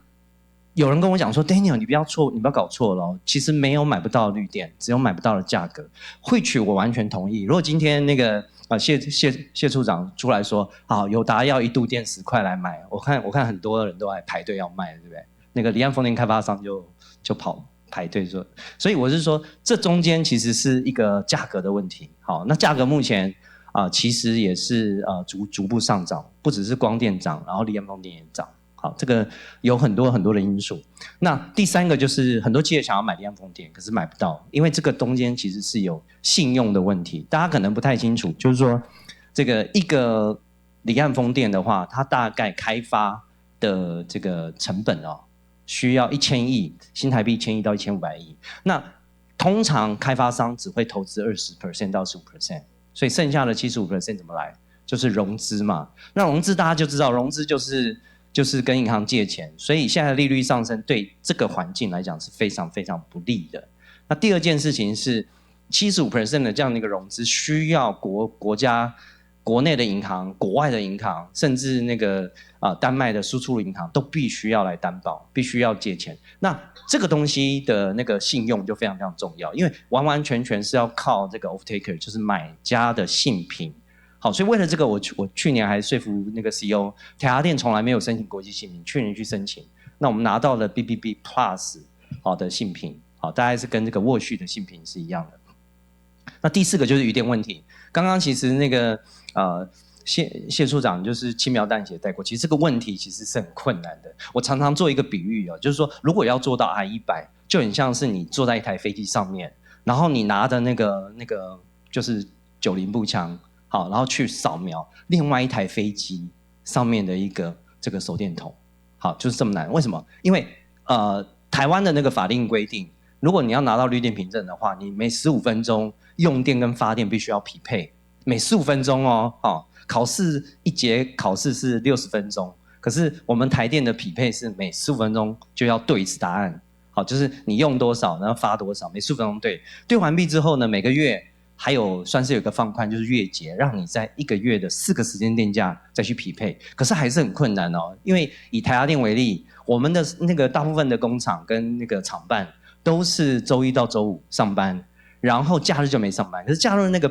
半尖峰的那个时间怎么去配，就很难配到嘛，所以这个部分就会有余电的问题。另外一个部分就是这个 RE 比例越来越高的时候，其实它的难度越来越高。这个很像是那个我家小朋友今年国3，今年要考会考，好，他平常成绩都不错，其实都考90几分，好，那因为他有成绩都是很好嘛，所以他如果考95分以下，我就说，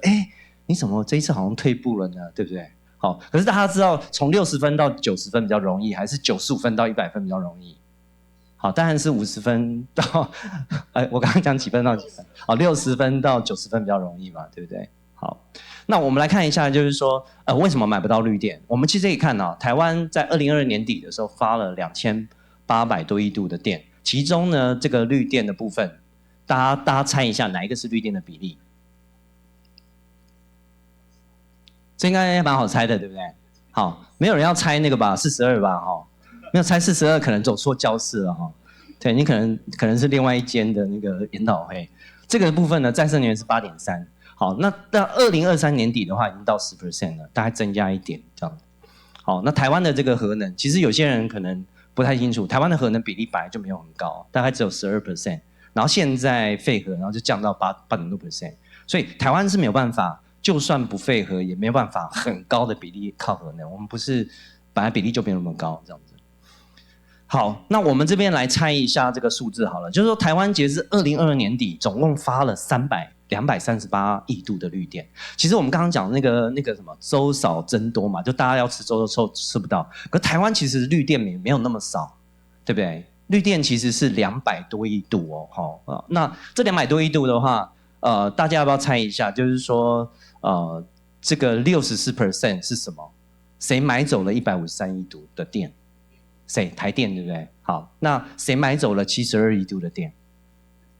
不是台积电啊，刚刚已经告诉大家答案了。台积电也没有买那么多，对不对？台积电只有做到 IE10而已。好，其实是FIT 就台电的那个趸购，总共买走了153亿度的电。那台电呢自己自用自发，因为台电本身也是有减碳系数的，对不对？台电自己也是一个企业，然后也有碳排，他自己也要买绿电啊。好，他自用自发的绿电就占了72亿度。那真正进入到市场的大概就是到2022年底是13亿度。那今年年底，应该说去年年底的话是17亿度了。好，那我们再来猜一下，就是说，那进到市场上的总共的这样13.2亿度，那有一家企业买走了12.4亿度，剩下0.8亿度大家去瓜分。这家企业是什么企业？哪一家？好，你讲的不是我讲的。好，就是某一家新竹某一家公司，就那一家公司，好就买走了12.11度，剩下的部分，好台达电加大江生医加友达加国泰加台湾大哥大加所有台湾的企业加起来，总共就买了6%， 0.81度。好，那我们来做一个很简单的数学，大家如果有计算机的话，拿出来帮我按一下，就是说8.3% 乘上5.5% 乘上6%。这个是台湾总发电量的比例，再乘上进入到绿电市场比例，再进入到那个被那个新竹某公司买走之后，剩下的比例到底有多难？因为我小朋友今年要会考嘛，好，那他就说他想要考建中，我就说你都没有在念书好，你知道建中有多难考吗？大家知道建中多难考？大概2%，100个里面大概只有2个，可以进到建中，可是。这个部分有多难？这个部分是0.0274，好，是不是0.0274哦，好，乘上100，然后是多少 percent？ 不是，它是0.0274%，好，也就是这样的一个数字，好，所以这个部分当然是很困难。可是我觉得这个部分会逐渐改善啦，因为最近政府也有宣布，这是好消息，就第3型的案场。可以进入到市场，以前第3型不可以卖给企业，现在可以透过售电业再卖给企业。那这边就会有大概几十亿度的电可能会进到这个市场。好，那未来我们可以预期就是 FIT 的政府的趸购价钱会越来越低。好，这个部分我想也是德国跟日本的 practice。好，因为 FIT 本来就是为了鼓励再生能源，可是当现在有买家的市场的时候，其实政府可以慢慢退场。好，那绿电如果买，其实我的建议是这样，第一个就是你要评估你到底要自用还是自己发电，还是要去采购。如果说你家有很大的屋顶的话，那你自己建。好，其实现在的光电的1度电的这个成本大概2点多块，所以你绝对是比你买绿电要便宜。就是你自己盖的话，那可是台达电也想盖啊，可是没有那么多地啊。好，那如果你今天你的工厂屋顶非常非常大，你可以自己盖，就自己盖，就是太阳能的案场。第二个部分呢，就是要提前部署。我跟大家讲，就是买绿电绝对不能像去菜市场买葱一样，你冲进去然后说老板我要2把葱就走了，绝对不是这样子。因为绿电从谈到那个真正的交易，好，我举一个夸张一点我现在有遇到很多的客户，大概谈2年合约都没有签下来，3年的也有。也就是说，从你现在去谈到你真正买下来，有可能是2年到3年后了。那转工有可能是3年后，也就是5年后。这跟我们买预售屋很像啊，你走进去，然后你最后签约过来，然后那个国泰建设就跟你讲说，好，恭喜你买到我们这个房屋了，好，那预计呢2028年转工，好，就是转工给你，你可以住了。可是中间就是要盖嘛，地基啊什么的，所以这个部分其实是必须要很明确你的目标。像我有时候跟一些客户在讨论的时候，他们会跟我讲说，他们对这个 RE 其实是没有目标。那我说你不要买绿电，因为你没有目标，你买绿电干嘛？不要跟人家凑热闹，人家都已经买不到了，你还去买？你又没有 Apple， 然后你也没有公司也没有业绩的目标，对不对？那就不要买了嘛，对不对？所以我是说，必须要很清楚你的目标是什么。像你如果是有 Apple 的压力，或者你要用电大户条款的10%，或者是说你今天就是真的就想要做这个节能环保爱地球，董事长也非常有理念，那就买。那定了目标之后，就是必须要找很多的像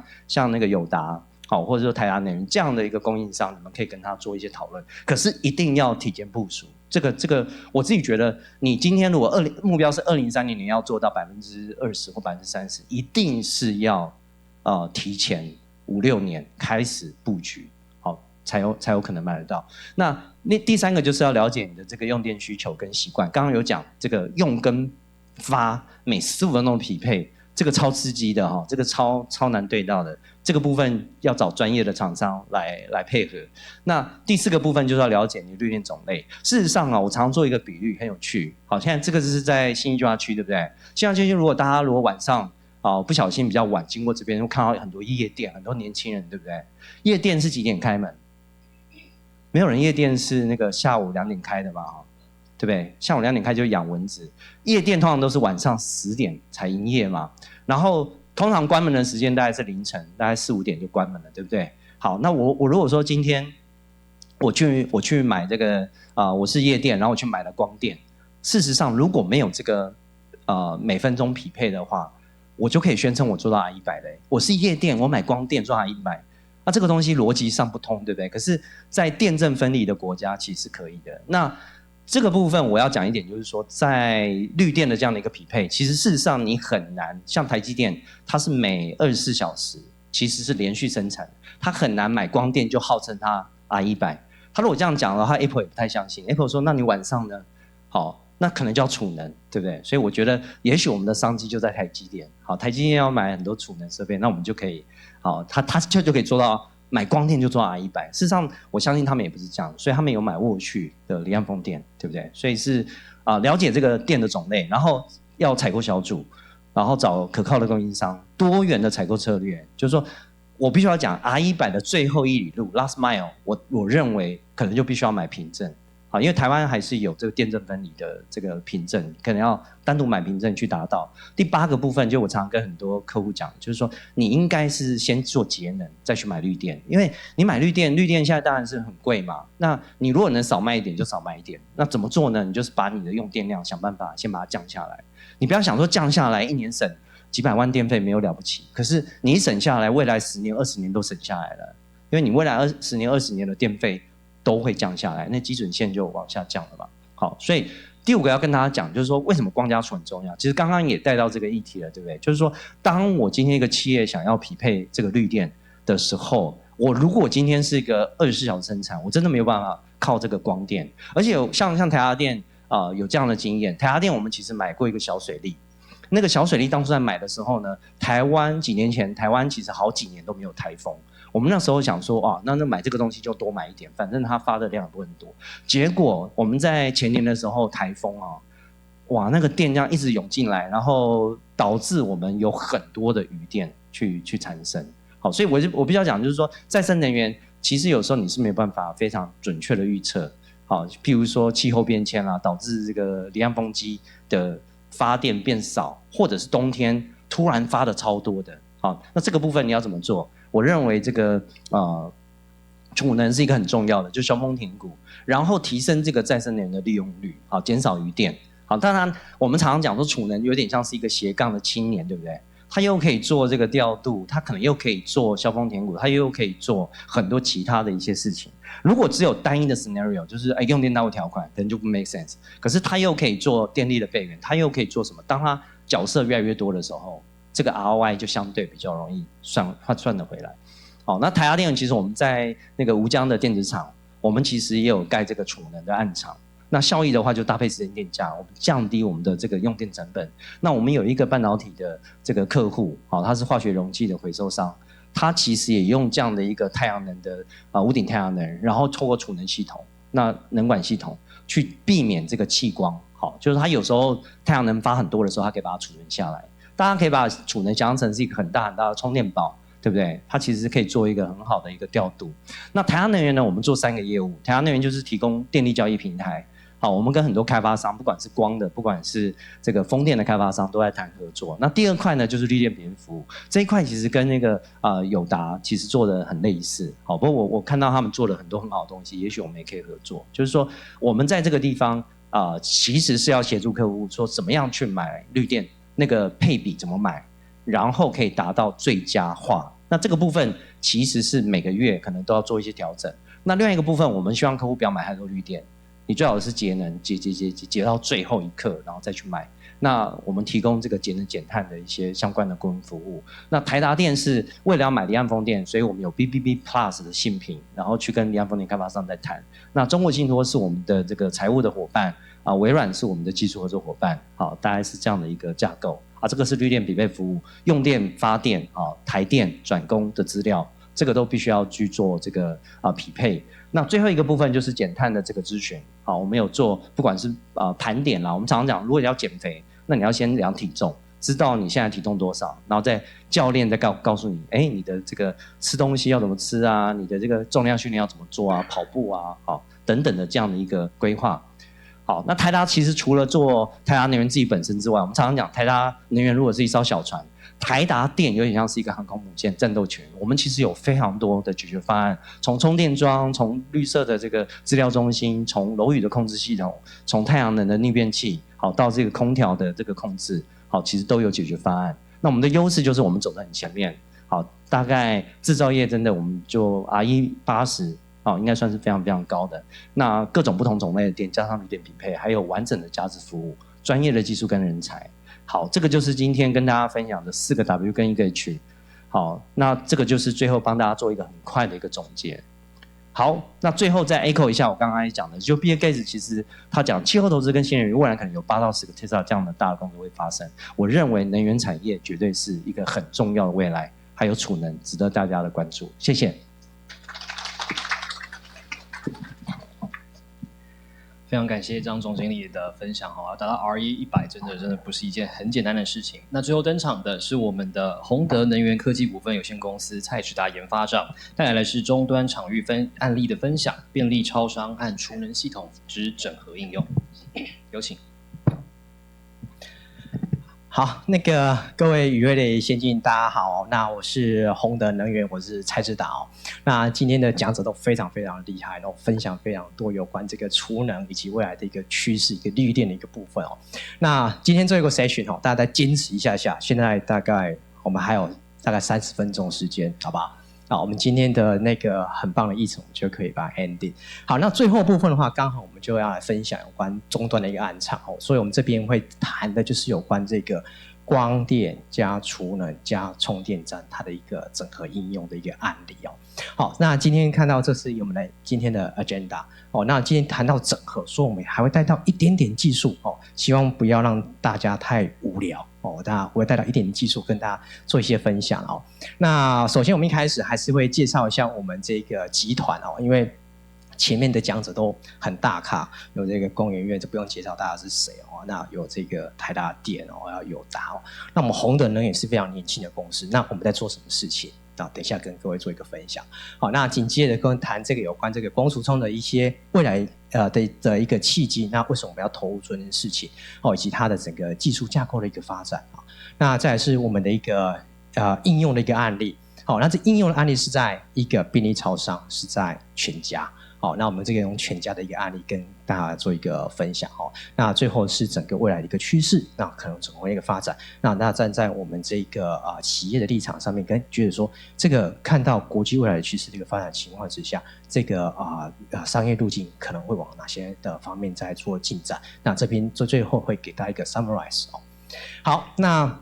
我们第一个看到宏德能源哈，那宏德能源来说的话，它其实是非常年轻，是2016年才成立的一个公司啊。那是我们老板很早就跨入这个再生能源领域，那他从这个2012年就在日本做发展哦，所以你现在看到很多报章杂志提到说我们在前进日本跟澳洲，因为这是日本来说对我们老板说是熟悉的一个市场哦。那宏德能源主要从事是跟技术能源的一个服务的一个公司为主轴哦，所以我们的 slogan 是做这个智慧绿能随手可得，是我们一直要持续努力的一个目标哦。那希望我们透过绿能开发、智慧电力的一个服务，那为这个社会来提供解决方案，来促进我们台湾的能源转型，那让我们整个世界更美好哦。所以我们事业范围里面包含的是有跟电力开发、工程 EPC 好，还有一些维运跟绿电转供的部分哦。那还有包含这个储能、充电桩等等这些。好，那这个很重要一点，这张最重要的一点就是我们的股票代码是6873，这今天我来的很重要的 KPI， 好不好？大家记一下。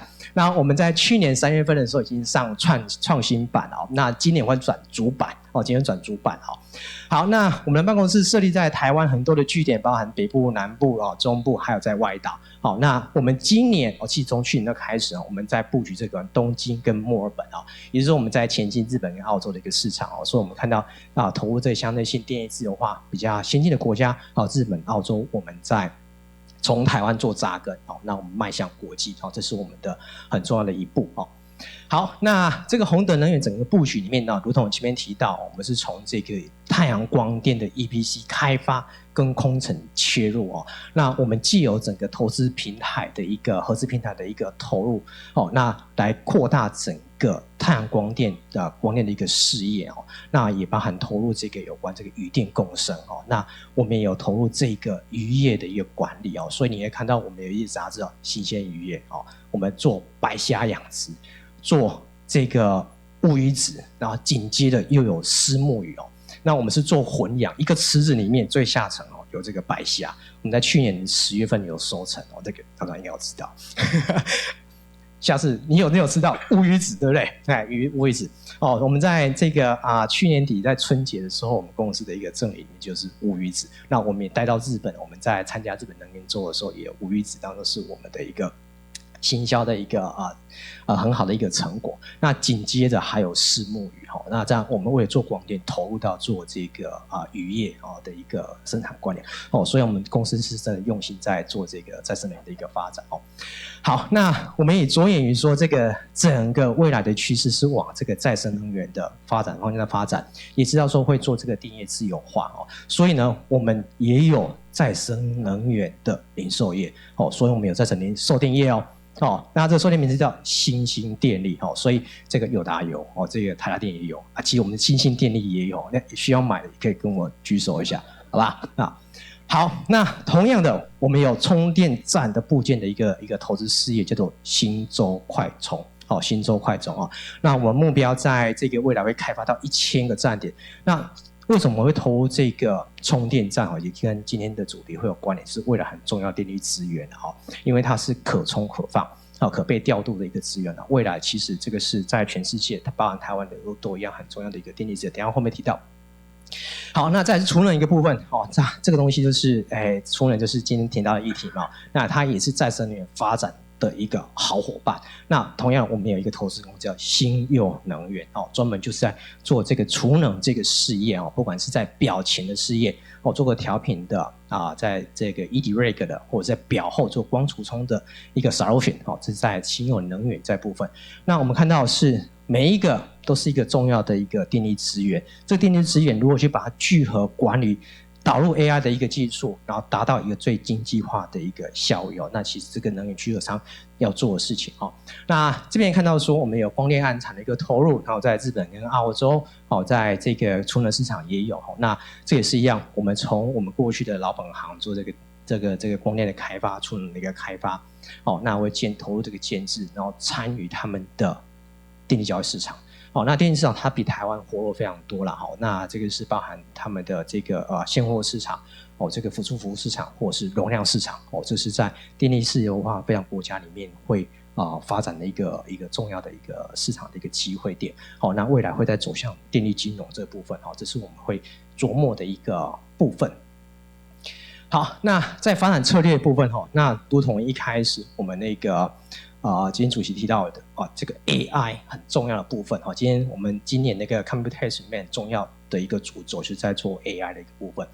那 AI 里面其实我们还会再导引这个有关这个 Edge Computing 的部分，就边缘预算就会把它纳进来那为什么会做这件事情？主要我们是要去掌握这个发电的一个资源，以及充电的资源以及这个充电站的一个资源，还有用户端的一个资源那扩大我们整个电力资源的一个整合的一个服务，然后投入到这个玩智慧电网的一个事业的一个布局我们希望这个 AI 用的越多越好。你知道为什么用得到？我们刚刚那个张总提到 AI 用越多，用电用越多，用电用越多，绿电的需求就会越多这个是一个生态链这也是我们投入做 AI 其中一个背后的一个目的所以这个ChatGPT 这样算有没有350这个那个张总可能要鼓励一下那个同仁多用电OK， 好，我们来看这个共同组的一个整合的一个契机跟它的架构那这张图我想大家都不会陌生那这张图就是其实我们在投入能源事业里面跟政策会有很大很大的一个联动的一个关系那这张图是我们这个台湾2050年的一个近年规划的一个路径那这个路径里面其实我们可以看到这个图里面的一个说明这边你看到电力的一个占比跟那个运输业的占比里面，其实两个碳排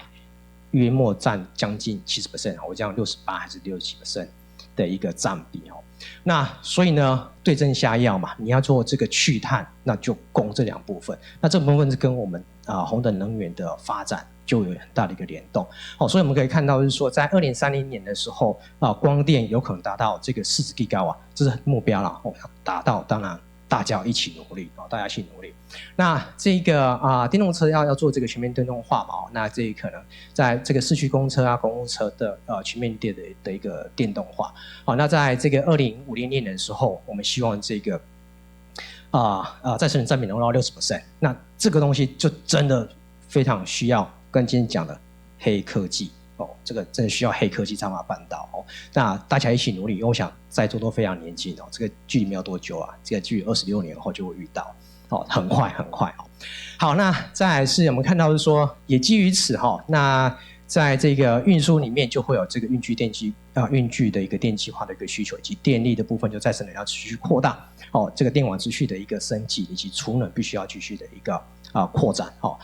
好，那我们也看到这一张里面，这是国际能源署 IEA 的给我们的一个很好的一个 report 啦，这告诉我们一件事情是说，当再生能源占比越来越高的情况之下哦，前面这个梁组长也有提到，它是一个间歇性能源嘛，哦，它随着个有风就有电，没风就没有，光电也是一样，所以在变化季节性的变化都是会造成我们电网的一个很大的一个冲击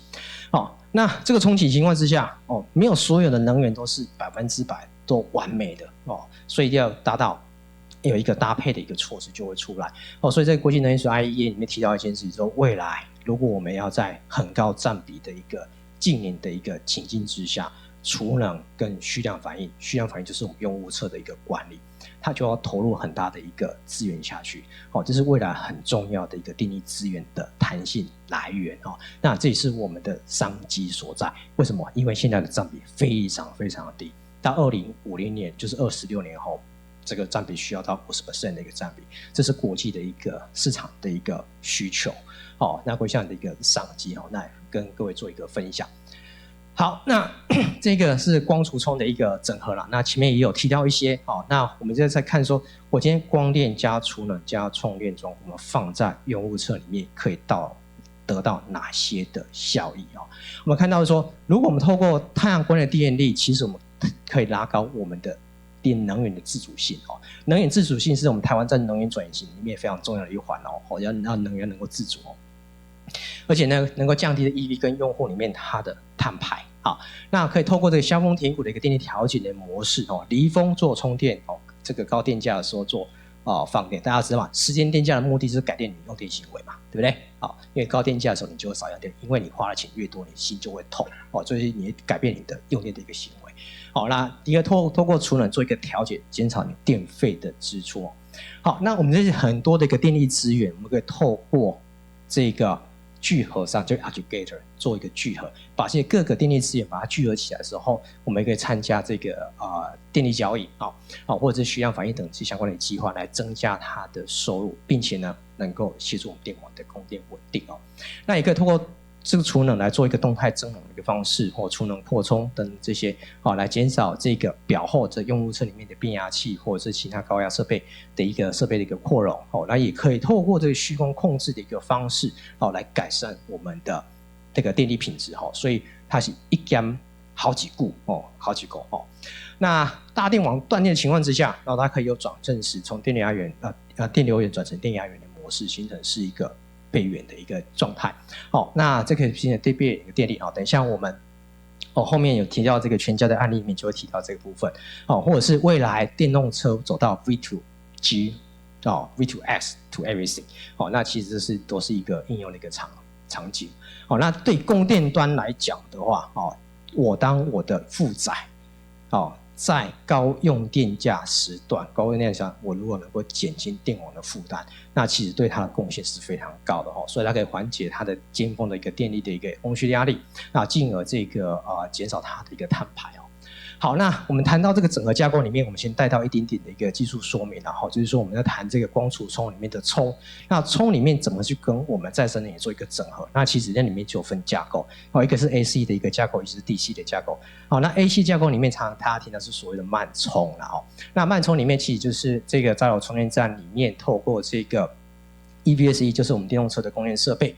跟我们车子里面的 onboard charger OBC 直接做联动。那因为透过这个 OBC 对这个车子做充电，所以充电的速度会受限这个 OBC 的一个容量，但是充电桩它价格比较实惠。那另外一种是快充，大家听到的 DC 快充的部分。那 DC 快充的部分的话，它可以透过我们的充电站里面把这个 AC 的能量转成 DC 的能量，那把这个 OBC 把它 bypass 掉，直接做电池做这个充电。那这个架构的一个形态之下，它可以跟再生能源去做一个整合。再生能源是老天爷给我们的很宝贵的资源嘛，我们希望说好好去整合，减少它能量转换的一个损失。那现在也有一些相关的一个产品在推这个有关光储充的一个 OBO 的一个光充储的一体机的一个模式，主要目的也是提高它的那个转换效率。好，那在这个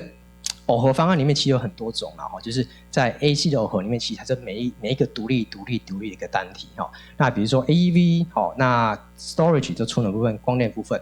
它全部耦合在 AC bus 部分，就是我们的 AC 的馈线上面。这个很好的好处就是说，它的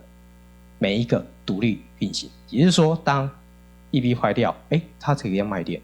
储能坏掉，它两个还是一个工作，所以彼此之间不会去受到干扰。但是呢，它的转换级数都比较多，所以光电你发出来电，你要到 EV 里面就有4级的转换架构，所以它的转换效率就相对比较差一些。但是它很好的好处就是它的弹性度非常高，因为你可以后面再装就好，依照你可能这个投入的一个需求，然后去做一个调整。那有种是 DC 耦合的一个方案，那 DC 耦合的方案里面就是这个storage 跟光电的部分，透过这个 DC 的 converter 在 DC bus 上面做一个耦合啦。那这个方式来说的话，那它可以透过这种方式来减少它能量的一个损失，提高整个它的一个转换效率。那另外一种的话就是刚刚提到的光电，那这个储能以及这个我们的 EV 充电桩里面，那透过这个 DC 的 converter， 把它全部耦合在这个 DC 在 bus 上面。那因为它的转换级数变少了，所以它转换效率就可以整个提高。但是它还是有缺点什么？因为它这个都会容易受限于这个 DC 充电桩上面的 AC/DC 的一个 converter， 它的容量就会被受限。而且你在后面要扩容的时候，就相对性就没有那么容易。那这次分享给大家知道说，那我们在做这个充电桩的光储架构里面有这些方案可以来琢磨。好，那紧接着我们介绍这个示范案例的一个部分。那这是在台南我们的屏风店，这个在哪里？安平。这个地方是可以开放参观的。为什么？因为全家你可以进去消费。下个礼拜有那个清明连假有去安平的顺便绕过去可以去看一下我们这个台南这个屏风店全家便利商店。那我们这个店里面呢主要是目前是我们全台湾里面光充储的一个绿能的一个示范站。那示范站有什么？我们还做很多的试验。那做哪些试验？因为我们会透过这个物联网整合的一个技术那透过这个能源这个充储的进行调配，然后我们希望说在整个超商里面怎么运作能够达到它的效益最大化。所以我们都做很多的一个实验在里面。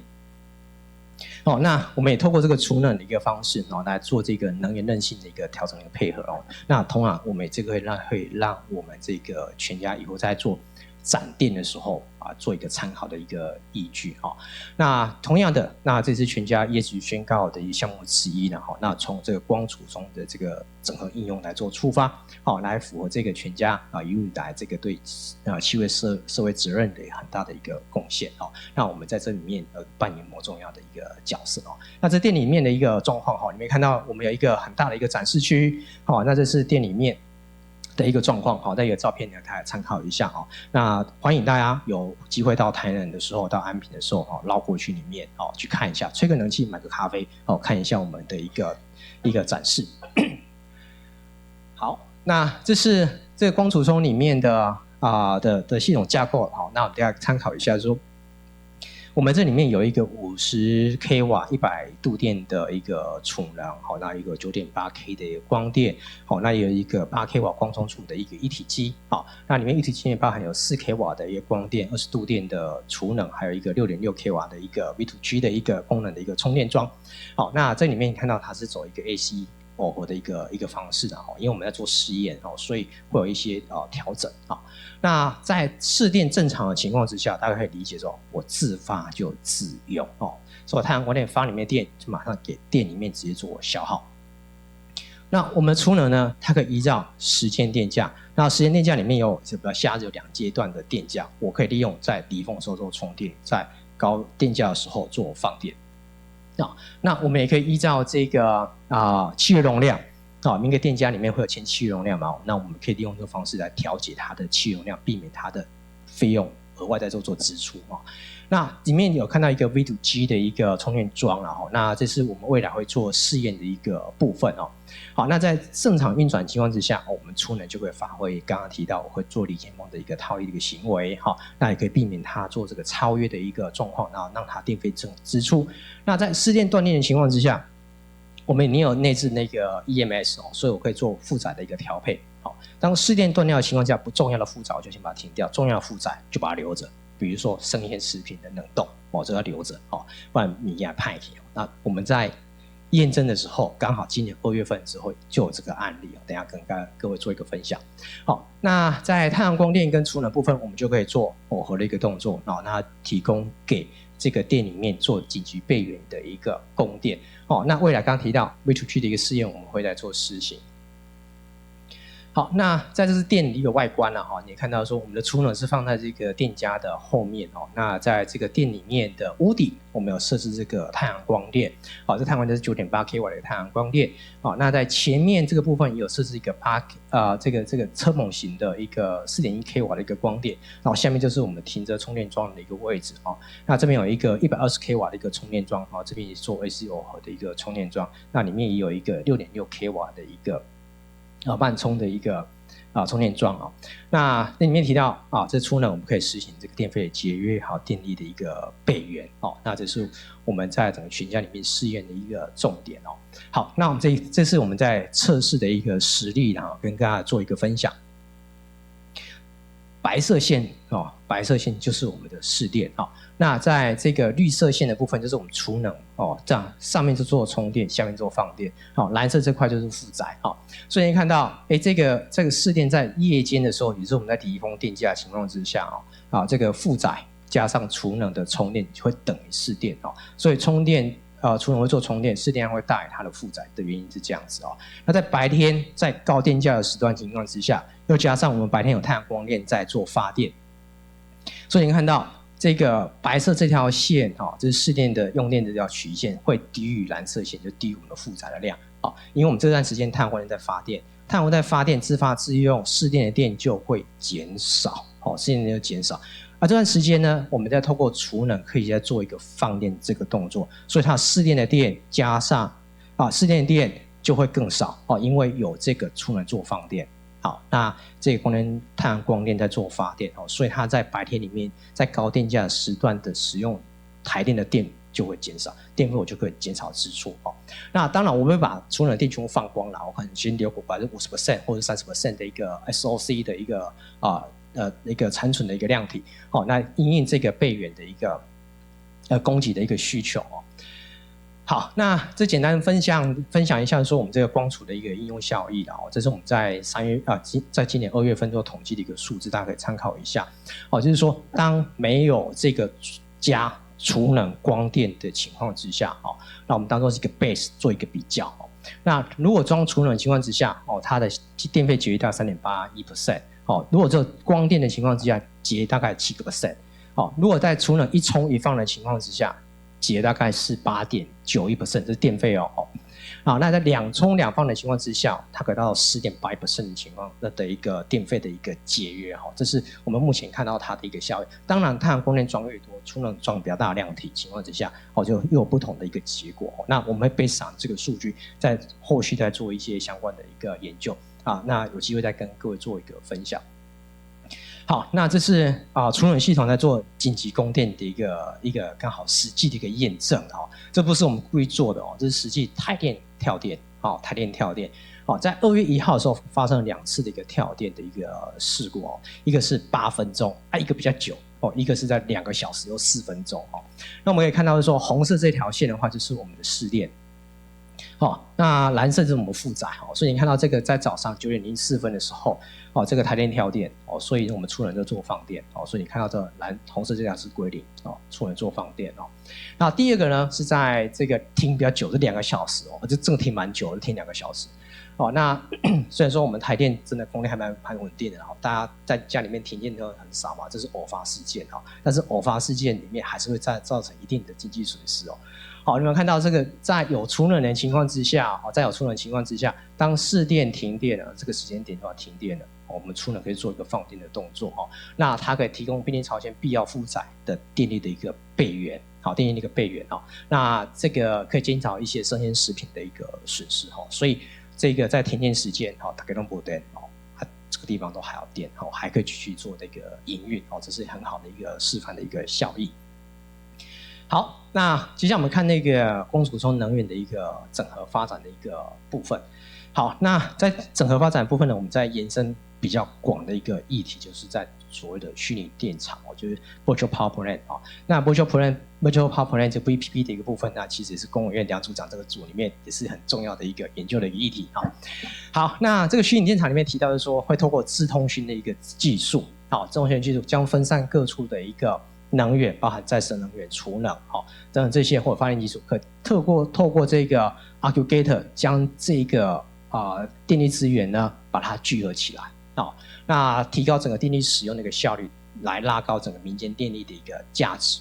那这个很重要一件事情就是说，这些都不是真的传统电厂，它是虚拟电厂。我讲虚拟，它不是真的电厂，讲白一点讲，但是它透过调控的一个方式，又可以达到这个传统电厂的一个发电行为因为我们在这个尖峰用电的一个时间点，我透过储能放电或者是负载异地的情况之下，让我们电网里面电变多了电网里面变多了所以可以达到一个电厂的一个状态所以它可以透过聚合商进行这个能源的这个电厂资源的一个调配那供电到这个电力市场里面做销售那在台湾里面有这样的一个做法那在国际市场里面，像日本、像澳洲在这个玩的更多好，那它也可以得到相当的一个获益的那我们提到这个虚拟电厂里面的一些重要的资源，会包含可调控的资源会有哪些？比如说 on-site 的光电是这个储能像我们刚刚提到充电站或者是负载这是我们可调控的资源里面。那谁可以去参加这个虚拟电厂参与者？比如像我们今天我们自己本身做的 EV 的充电站这是可被调控的一个资源或者是工厂厂办或其他参与者这些那在这些呢，就等于说它是可接受聚合商它调度然后参与电力市场的一个对象。那聚合商它扮演什么一个能力第一个，它必须要有那个能力去计算每一个虚拟电厂参与者到底有多少的量可以到市场里面去做交易，那里面就运用到很多这个 AI 的一个控制。那同样的，在未来这个电力市场交易的时候，会有价跟量的关系，所以在电力市场里面就会有这个价格的一个预测。价格预测完之后，就要做什么？做决策所以未来 AI 真的会用到很多就拼命给它算给它用很多的电，然后绿电就可以卖进去这个是一个很好的一个生态链好，那所以这个透过 AI 运算电力交易进到电力市场里面做获益那获益完之后呢，分润跟我们这些的电厂的参与者做收益的分润所以这里面就会有新的很棒的一个生态系在里面了好，那前面提到这个随着这个运具电气化的一个趋势充电站它是未来很重要的一个电力资源大家真的不要忘记它。虽然说我们现在台湾的电动车还没有很高的一个占比，但路上一定会越多的情况之下，充电站部件就会越多，而且我们这个有电动车专用站的一个电价那个可以刺激我们在布站的一个很大的一个诱因那我们可以透过这个边缘的一个运算跟集中管理一个方式来控制我们各个站点的一个资源。那未来我们可以想象，未来资源里面充电站有可能有绿电转供在里面，或者是直供在里面直接该光电的直接光电，或者直供转供 mix 在一起这样储能，让它的整个充电站的占比RE 的占比往上面提升那这些都需要进行这个最佳化的一个排程控制。简单说，还是要透过 AI 去算来去算那我们也会透过这个管理平台串接这个商业服务来刺激我们引流的一个部分啊。那也会参加这个电力交易平台的一个部分啊，让我们这个竞技能够得到最大化的一个收益往这个零碳的目标来做一个营运。好，那我们刚刚提到这个每一个站点都是一点一点一点，这一点跟一点之间我们把它串起来形成一线，一线之间要串成就是一个网。好，那每一点跟每一点之间，你可能要依照不同的市场需求或它的负载供电的一个需求里面，就要做很多演算法在里面啊。回过来讲 ，AI 还是要继续算下去那你要把它这个资源里面怎么去做聚合管理，你就会发展出相应的一个演算法这我们宏德能源集团里面就正在进行中我们的一点一滴、一点一滴的在往前在迈进那会发展出一个先进的一个智慧电网的一个控制跟管理演算法的一个部分那我们现在目前也有部分的一个成果已经出来了。好，那未来来说的话，刚刚提到我们从一点到一线到一个网里面，就构成是一个很棒的一个虚拟电网，那其实就是形成是一个多元的能源生态系那这边你会看到单一个区域电网、单一个区域电网的构成就是一个很好的一个生态系，那我们可以利用这种方式让我们的获益能够增加，同时可以让这个电网的供电能够稳定更加安全那未来的能源生态系我们也看到一件事情，就是三流电力流、资讯流、金流，这一定会整合在一起一定会把它整合在一起所以最后我们 summarize 一下，就是说我们可以看到是说未来50年这很重要的一个政策目标，不是只有台湾，是全世界我们也是看到是国际的一个商机的一个趋势那也看到说未来再生的一个电动车一定会快速的成长起来那储能系统一定会是重要的弹性调度的一个资源那电力来说的话，会朝分散化、去碳化、数位化里面去做发展，那光储充一定会是一个很重要的一个电力资源那随着不同的商业模式随着不同的市场的一个需求，那虚拟电厂里面如何去做这个各个单点里面的控制，导入演算法进去，然后做一个聚合管理所需要能源管理技术里面就会从中里面去发展出来那未来来说的话，就是电力流、资讯流、金流把它整合，让我们的获益最大化，同时让我们的电网供电更安全、更稳定这是我们认为是很重要的一个关键技术。好，那以上是我们宏德能源的一个分享谢谢各位。谢谢蔡研发长非常精彩的这个演说。透过各领域专家们精彩今天的分享，相信各位大家都收获满满。那也再次感谢所有今天的讲师。今天的资讯非常的丰富所以我们的活动影片呢，预计将在4月中会上挂在我们的 Computex YouTube 官方频道，也欢迎各位持续的锁定并且 follow。那再来是 Computex， 它将于5月16号举办第2场的系列活动，所谓的 AIPC 论坛，欢迎各位关注我们的官方资讯，届时欢迎大家的莅临与指教。今天的活动也到这边结束之前，要跟大家最后预告，我们的 Computex 展期为6月4号到6月7号，欢迎各位业界先进的参与以及关注，谢谢大家。